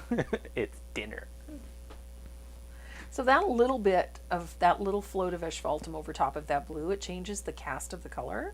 It deepens the float, and it also accentuates that texture that we use that filbert wave, that serrated brush with that edge.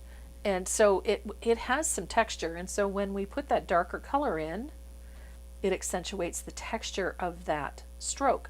So when you get close to it, you can really see how much detail you've got in there, although you didn't have to work all that hard to get it.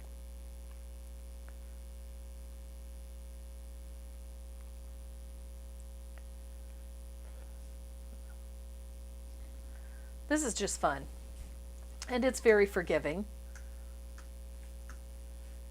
And if you happen to go up onto that textured ridge a little bit, don't worry about it, because we're going to put a highlight on the edges of some of these feathers.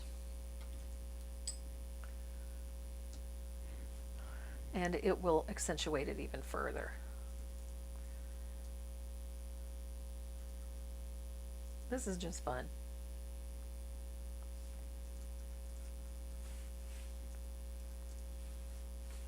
And again, I take that little bit of asphaltum up onto and around the face a little bit, like so. And you're going to do the same thing on these feathers here. You're going to take that asphaltum in there. Wherever that Bahama blue is, you're going to... Is that the flow medium or the fast drying glaze? Fast drying glaze. Fast drying glaze. It is Joe Sonja's fast drying glaze. And you can get it on joesonja.com. You can also find it on dickblick.com. And where else did I find it the other day? What about Joe Sonja's magic mix? I have Joe Sonja's magic mix. It has a different consistency. It's thicker than this, and this one is more like milk. Although the magic mix works well for a lot of different things, I did not find it worked particularly well for what I use them for. So Is the blue and asphaltum float thinned with water? it's thinned with the fast drying glaze. Looked for the Factus Black Eraser at Office Depot, but they have never heard of it. Where else did you say you could find it? Michael's Amazon. and Amazon. You can find them almost anywhere. I'm surprised they're not at Office Depot, to be Okay. honest. So there's my, oh my goodness, what happened there? There we go. Joe Sonja has a sale going on right now. Whew, Hey, good Yay. to know. good to know. Go check them out. Yep. So I've got that float of asphaltum on my feathers.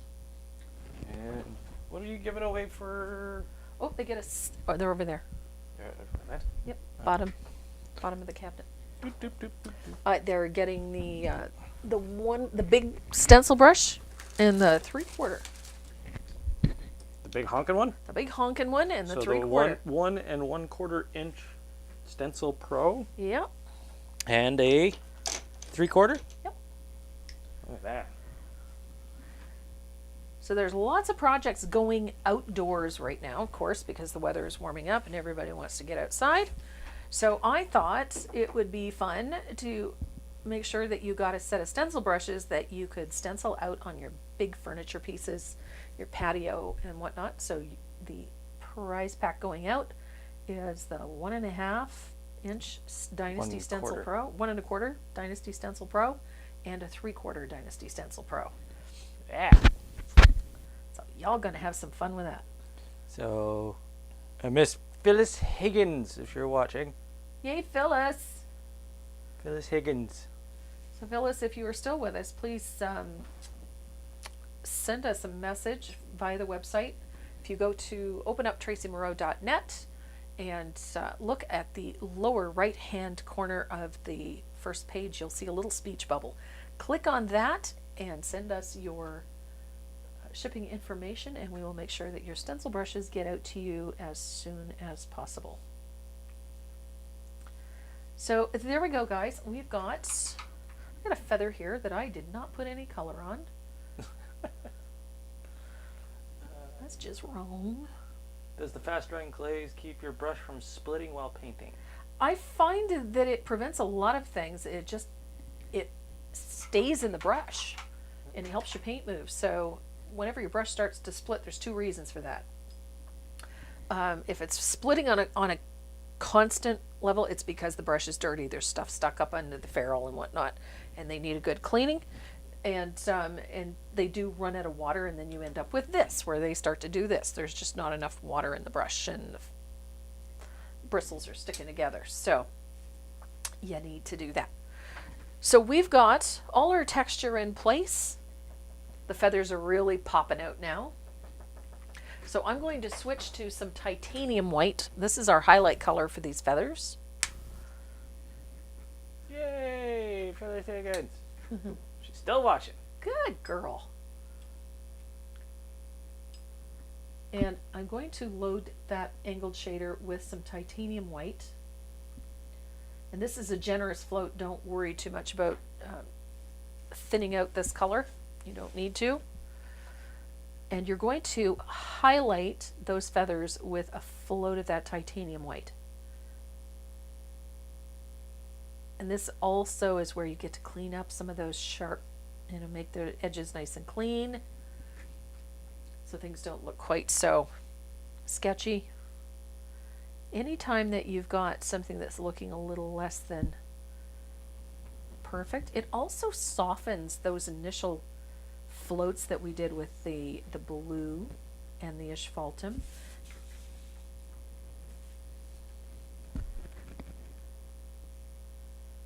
And it gives you that nice bright white that you were looking for. So now we're back to white feathers, which is what we wanted. Right. I gotta adjust that camera. Wow. It's first.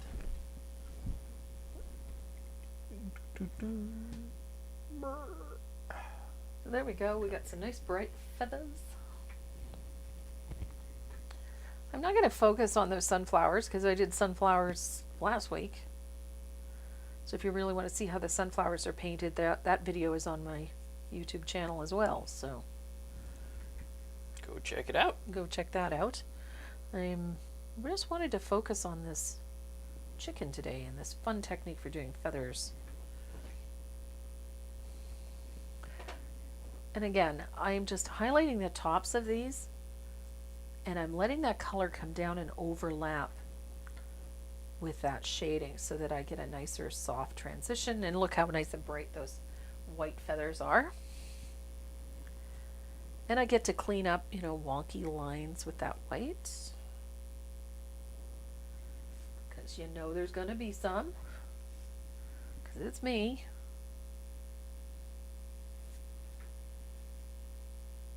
It is what it is. It is what it is. So fun. Chickens. Buck-bucks. Buck-bucks. That's what I call chickens. Buck-bucks. Chickens, roosters, poultry. Do you ever use the boiling water method to clean your brushes? I don't use boiling water to clean my brushes for a couple of reasons. The minute heat hits acrylic, it becomes very sticky and stringy and it kind of cooks it. So I avoid using hot water to clean brushes. I will use hot water to fix a brush, but not to clean it. In a pinch, I will use alcohol to get rid of stubborn paint. That's the better bet. There's a great product available at Home Depot. I have a bottle here somewhere. Let me grab it. There it is. This is Liftoff. So this actually has a chemical. So if you've got a brush that you've really, you forgot to clean it and it's really solidified in it, take a small amount of this Liftoff, throw a little in your brush. It will help dissolve that paint so quickly, and it will literally lift it out of the brush. And then just clean it as you usually would. But this is a lifesaver. I call this sort of my, the last hurrah, that last ditch effort to clean up a brush.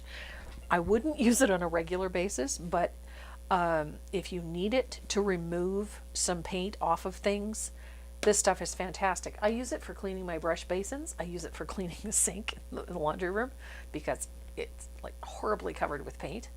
And I wonder why. So this stuff is really good. And I get this at Home Depot. This is available at Home Depot. Muston Booker's Liftoff is what it's called. It is awesome stuff. It comes in this little bottle, or you can get it in the what I call a big ass bottle, the BAB, big bottle. I like the big one, and I keep this one on my painting table or in my little cart next to my painting table. It's great stuff. That's what it looks like. Ta-da! Ta-da! It's great. So I'm going to finish highlighting out these other feathers. So these can look a little bit ragged once you've been doing this. And I like to take that titanium white right to the edge and put a little highlight at the edge of these feathers. And it does two things. One, it brightens the feathers. And two, it gives you a chance to clean up all of those little icky bits, those rough areas, those areas that perhaps you went a little too far. But it also gives you really nice contrast, and it accentuates that depth on the feathers. So I really like this. I think it's a fun technique, and it works really, really well. It also works for things like flower petals and whatnot. It's very pretty on florals. I learned this years ago from an artist. I have a piece upstairs that I painted. She's an Australian artist, from Jan Shaw. She had done a piece in a magazine a number of years ago, and I just loved the look of it. Great to know about lift off. We'll need to look for it. Thank you. Lift off. Yeah, I found that stuff. It's in. They keep it with the regular latex paints and paint removers and things like that. It's good stuff. Works like a hot damn. So you just continue with all of your highlighting. We're going to come back up and finish out the comb and the wattle and clean up a few little things here and there. But for the most part, we're just about done with this chicken. Rooster. Camera is skipping. It's fully charged. Yeah. It's probably just the internet connection. So this to me is this is such a fun technique, and it's just something different. Works really well. And it's easy. It's not rocket science. See, the issue right now is, yeah, we're streaming live, but we're also recording in 4K. Yeah. So, sorry. The only downside is, though recording in 4K, it's being compressed down to 720. We don't have the capability of broadcasting in 4K yet. I say yet. It might be something we do in the future. Yep. So, what do you think, guys? This is a fun, easy technique. It's very forgiving. You don't have to be terribly accurate with it. You can take your time and do a really solid job of it. I happen to like this. Going on 2.5 hours. Yep, we're just going to finish up this bird, and then we're going to talk about the lettering. We're not going to do the sunflowers. We're not going to do the sunflowers today. Like I said, we've got a lot of videos on there with sunflowers, so. Did you do the border in gold and silver? I did the border in gold, and then I put a little bit of Bahama blue Aha. on there just to Give it that oxidized look. give it an oxidized look. So there we go. I've got a few little feathers tucked in here and there. That little bit of a highlight, you can tuck a few in wherever you choose, really. I just ordered the pattern. Yeah, right on. Right on, thank you. So much texture and shadow. Love it. I love it. So from this point, you can tweak a bunch of things. You can deepen shadows here and there. This is the fun part about this, is that it's not done till you decide it's done. You could do this in any color. Yeah, you can change the color palette You completely. could change the color palette completely and do it in a green, or do it in black and white. That would make a cool one. Do the chicken in black and white, the rooster in black and white. Or what's that? You see them in the southern states a lot. It's a type of rooster that's got like pretty much all the colors of the rainbow. Oh, those big, I forget what they're called, but they have like all the gorgeous greens and yellows and reds, and they're Yeah. beautiful. Rainbow rooster. Yep, rainbow rooster. I don't know what it is, but So I'm going to, I just realized we haven't done anything with the beak yet. We need to do that. Then we'll talk about the lettering. yeah. So I had Ouch. yellow here somewhere. So I'm going to take a little of that marigold. Are you going to add the background stencil? I'll probably do it after the fact, but Yeah. I have a technique She for oopsied. masking. I oopsied. You know, the lights are on and nobody's home. She skipped her own steps. I got excited. So I just took a little of that marigold and I added a little bit of warm white to it. I just wanted to change the value of that yellow a little bit. Would the texture medium be used for the mudding look? The modeling paste, absolutely. I don't know if that's a Yeah, mudding is a technique. texture medium used for mudding. Yeah, that's essentially what we did here. Oh. Mudding is, Margot Clark does this beautiful technique using what they call Margot's mud. Hers is a type of medium that can be fired for ceramic and glass. And she does beautiful work with it.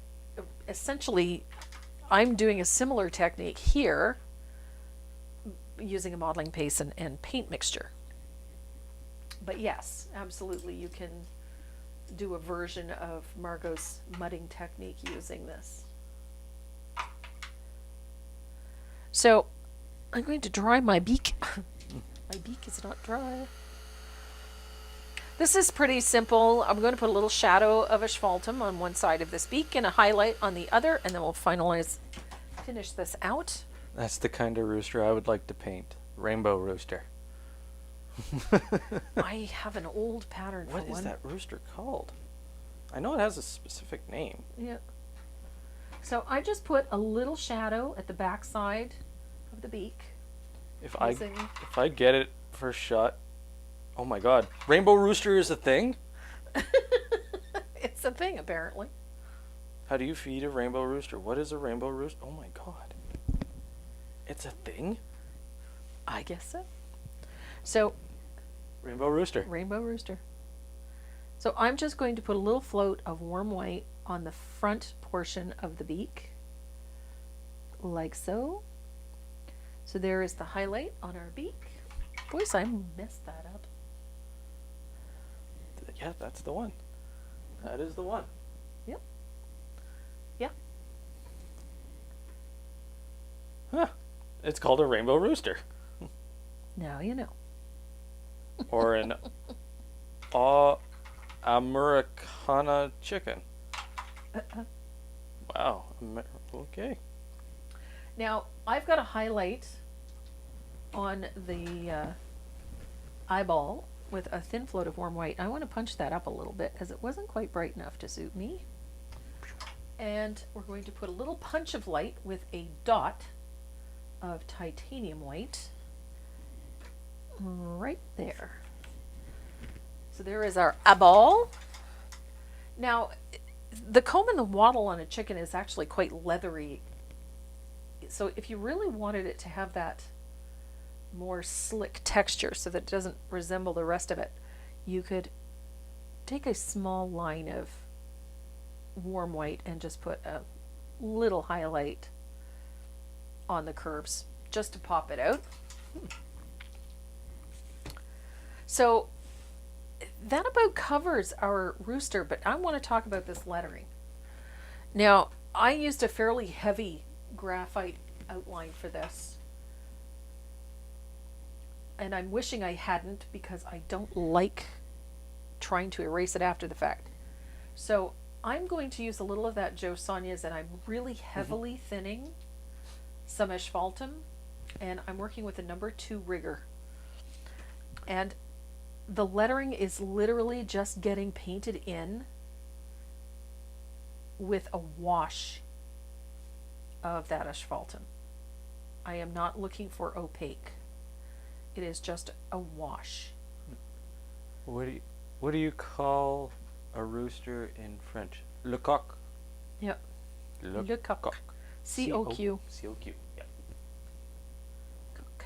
I actually have a pattern somewhere called that. Le coq. Yeah. I'll have to go looking for it. But it is that colorful rooster. It's an old one. Yeah. It's a very old pattern. It may not even be on my computer. It's that old. Is that colorful rooster with feathers down by its feet?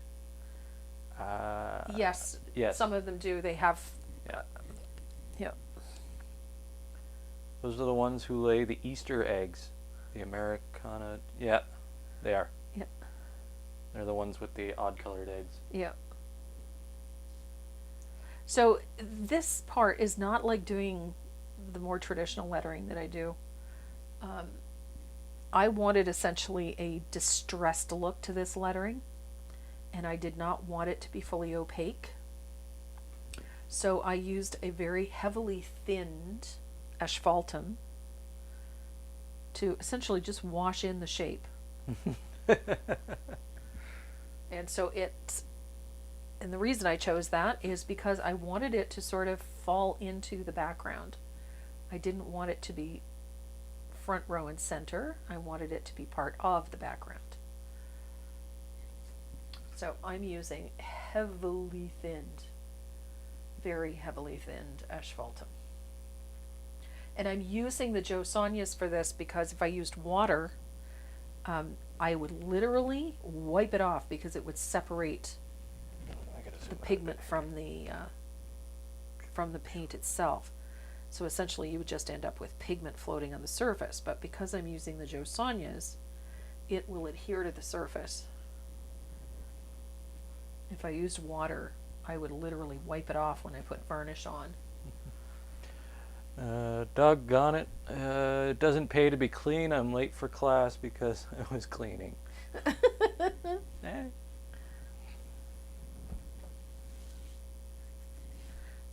So I'm going to finish this out, but for the most part, I think we've covered everything for this piece, save the sunflowers. I didn't do the sunflowers today because I've done sunflowers a lot recently. Last week. I did them last week, so I didn't want to go through them again. I still think the slab of butter at the base would be perfect. Butter chicken. A butterbell. Yeah, put a butterbell. A butterbell in. And salt and pepper shaker. So this is as sophisticated as this lettering gets, quite honestly. It is just a wash of thinned, heavily thinned asphaltum on those letters. I'm hoping I'll be able to get that graphite off. I should be able to. Without taking any. It was a brand new sheet of graphite and it's really dark. I'm not worried about taking this off because I used the medium in it. Rainbow roosters eat Skittles. Okay. I'll have to take your word on that one. Yeah. But they're very common south Yeah. in hotter climates. They probably are adaptable Yeah. to that type of climate. Well, you see a lot of basic. A lot of the chickens we have up here are not adaptable to hot weather, and they Yeah. die very easily in the heat. We could watch you paint sunflowers again. Time constraints. We're going on 3 hours. We're going on 3 hours, so I'm thinking it's probably a good idea to finish this one up for this. It would not hurt my feelings. Finally ordered some riggers from the brush guys. They were so helpful and said they had some new rigger sets coming out. Thanks for Yes. the recommendation. They're going to do riggers in sets, thank heavens. Hopefully you used promo code Tracy M. Yeah, I hope so too. It would save the you a brush little guys. bit. I chatted with Stuart this week, the owner of the Brush Guys, and he was trying to think of a way to make it easier for you guys. But I figured Tracy M is probably about as easy as it's going to get. So that's all you need to do is type in Tracy M when you place an order. Capital T, capital M. Yep, and you will get an additional discount for that. And I know that Stuart really appreciates you guys.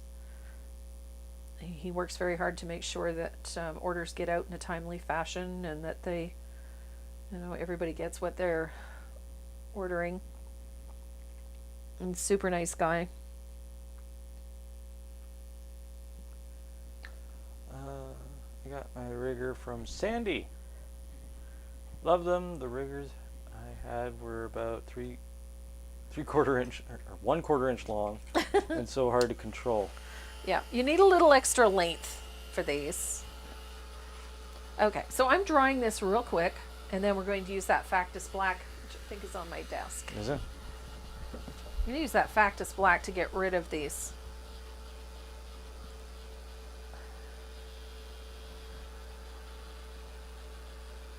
No. There we go. You got brand new ones. There should be one under there that's not new. If you're looking, this is a Factus Black. They're great erasers. I absolutely love them. They work like a hot damn. I don't know where that is. Oh well, they went missing. They went walkabout. My erasers have gone walkabout. Alright. They could be under one of the piles here. Got everything on my desk today. So I'm going to unwrap this one. I can't find the old one. I'll use the new one. Factus Black. I like these for a couple of different reasons. They don't polish your paint when you're removing lines. And they remove it quite easily. Wait, Whoop. how did our likes go down? Who took away likes? We had 63, now we're down to 58. Who takes away likes? I'm kidding. If you don't like the video, that's up to you, Ed. It doesn't bother us that badly. Please like the video. Great. For God's sake, like the video because he'll whine about it the rest of the day. No. So I'm just using my Factus Black to take out those graphite lines. And I wanted you to see this lettering is going to look a little irregular and imperfect, which is what I wanted. I wanted this to have sort of that distressed look back there. I don't want it to be perfect. I didn't want it to be solid. So they take on sort of this almost a watercolory look when you start getting rid of those graphite lines. And so they become part of that background, and they're very married to that background, which I love that look. So it's not in your face. The lettering is not the primary focus of the piece. It just sort of falls into that background. So I love these Factus Black erasers. They're taking off that graphite quite nicely. Even though that graphite was horrendous. I don't know. You get some that are really good and some that aren't. I don't know which brand that one was, so all I know is it was a brand new sheet, and oh my lord, it was like carbon paper. It came out so dark.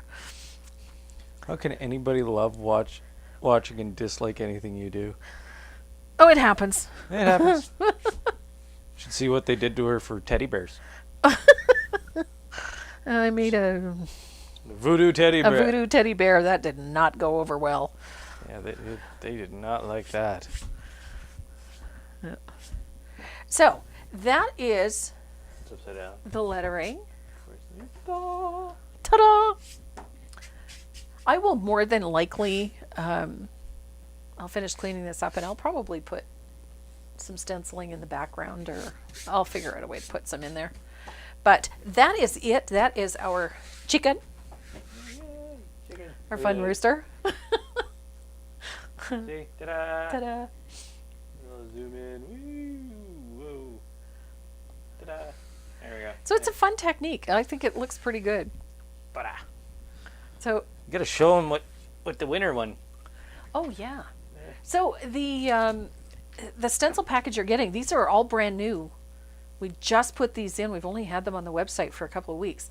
These are, this one is a bunny inside a wreath, a very French style. We have one with the bumblebee, again in the imperial one. Oh, I didn't know you would switch the camera. I said boop. I didn't hear, boop doesn't tell me anything. I've always said boop. Yeah, well, at least I get a heads up. So, yes. So there is the stencils that, The bird. who won these? know you That told would be me, but- Laura Quintus. Laura Quintus won this set, so those will go out in the mail to you this week, Lori. And Laura. Laura, sorry. Phyllis Higgins. And Phyllis Higgins, honey, you're getting this gorgeous set of Dynasty Stencil Pro stencil brushes. Those will go out to you this week. Just make sure that you give us your shipping information. So we can get them out. I'm not sure yeah. what we're doing next week, but we are going to have some fun, I promised you. What kind of graphite paper do you use? I like to use Deckwart Americana graphite paper. It's it has no wax in it. What is the ratio for the lettering?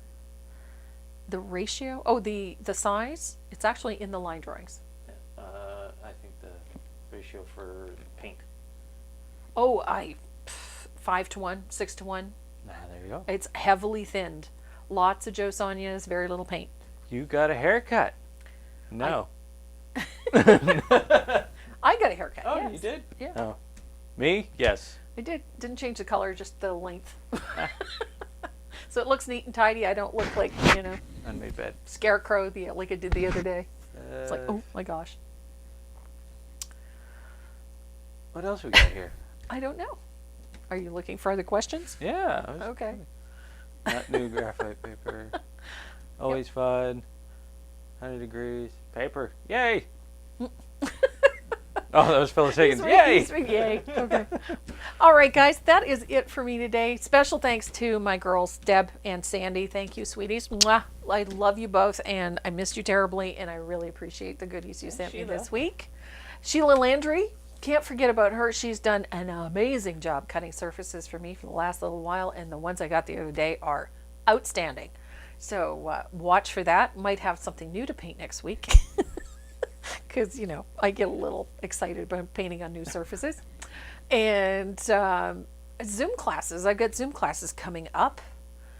I have one with SDP. We're doing Oleander Tea, which is that Halloween piece. And I'm also doing journal pages. Sandy and I are doing a tag team class with SDP with that. So if you're go to the SDP Academy website, you can find that information there. I actually posted on my Facebook page yesterday.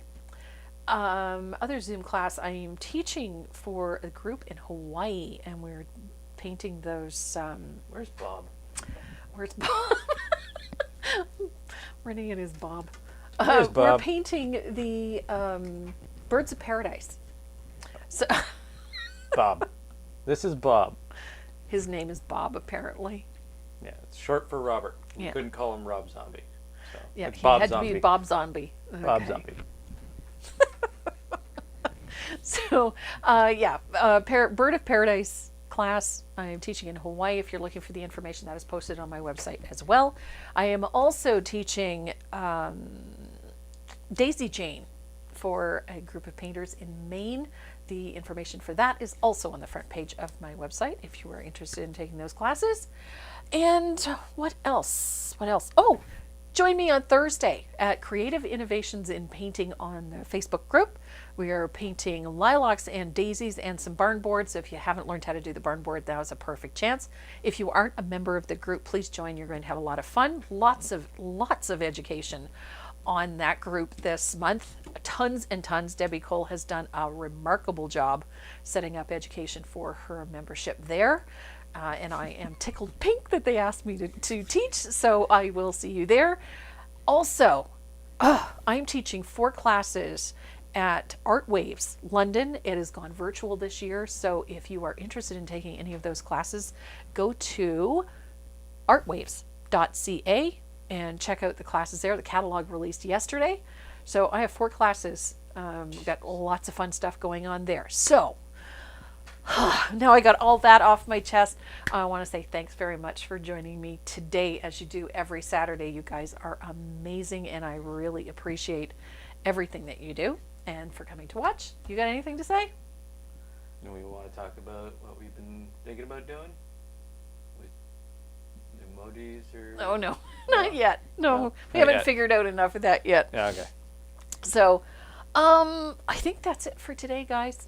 You think? I think so.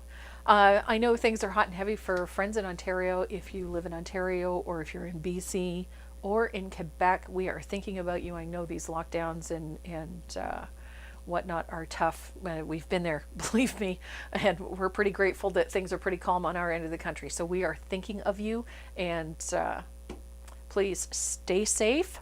Mwah. I love you, and we'll see you again next week right here. Bye.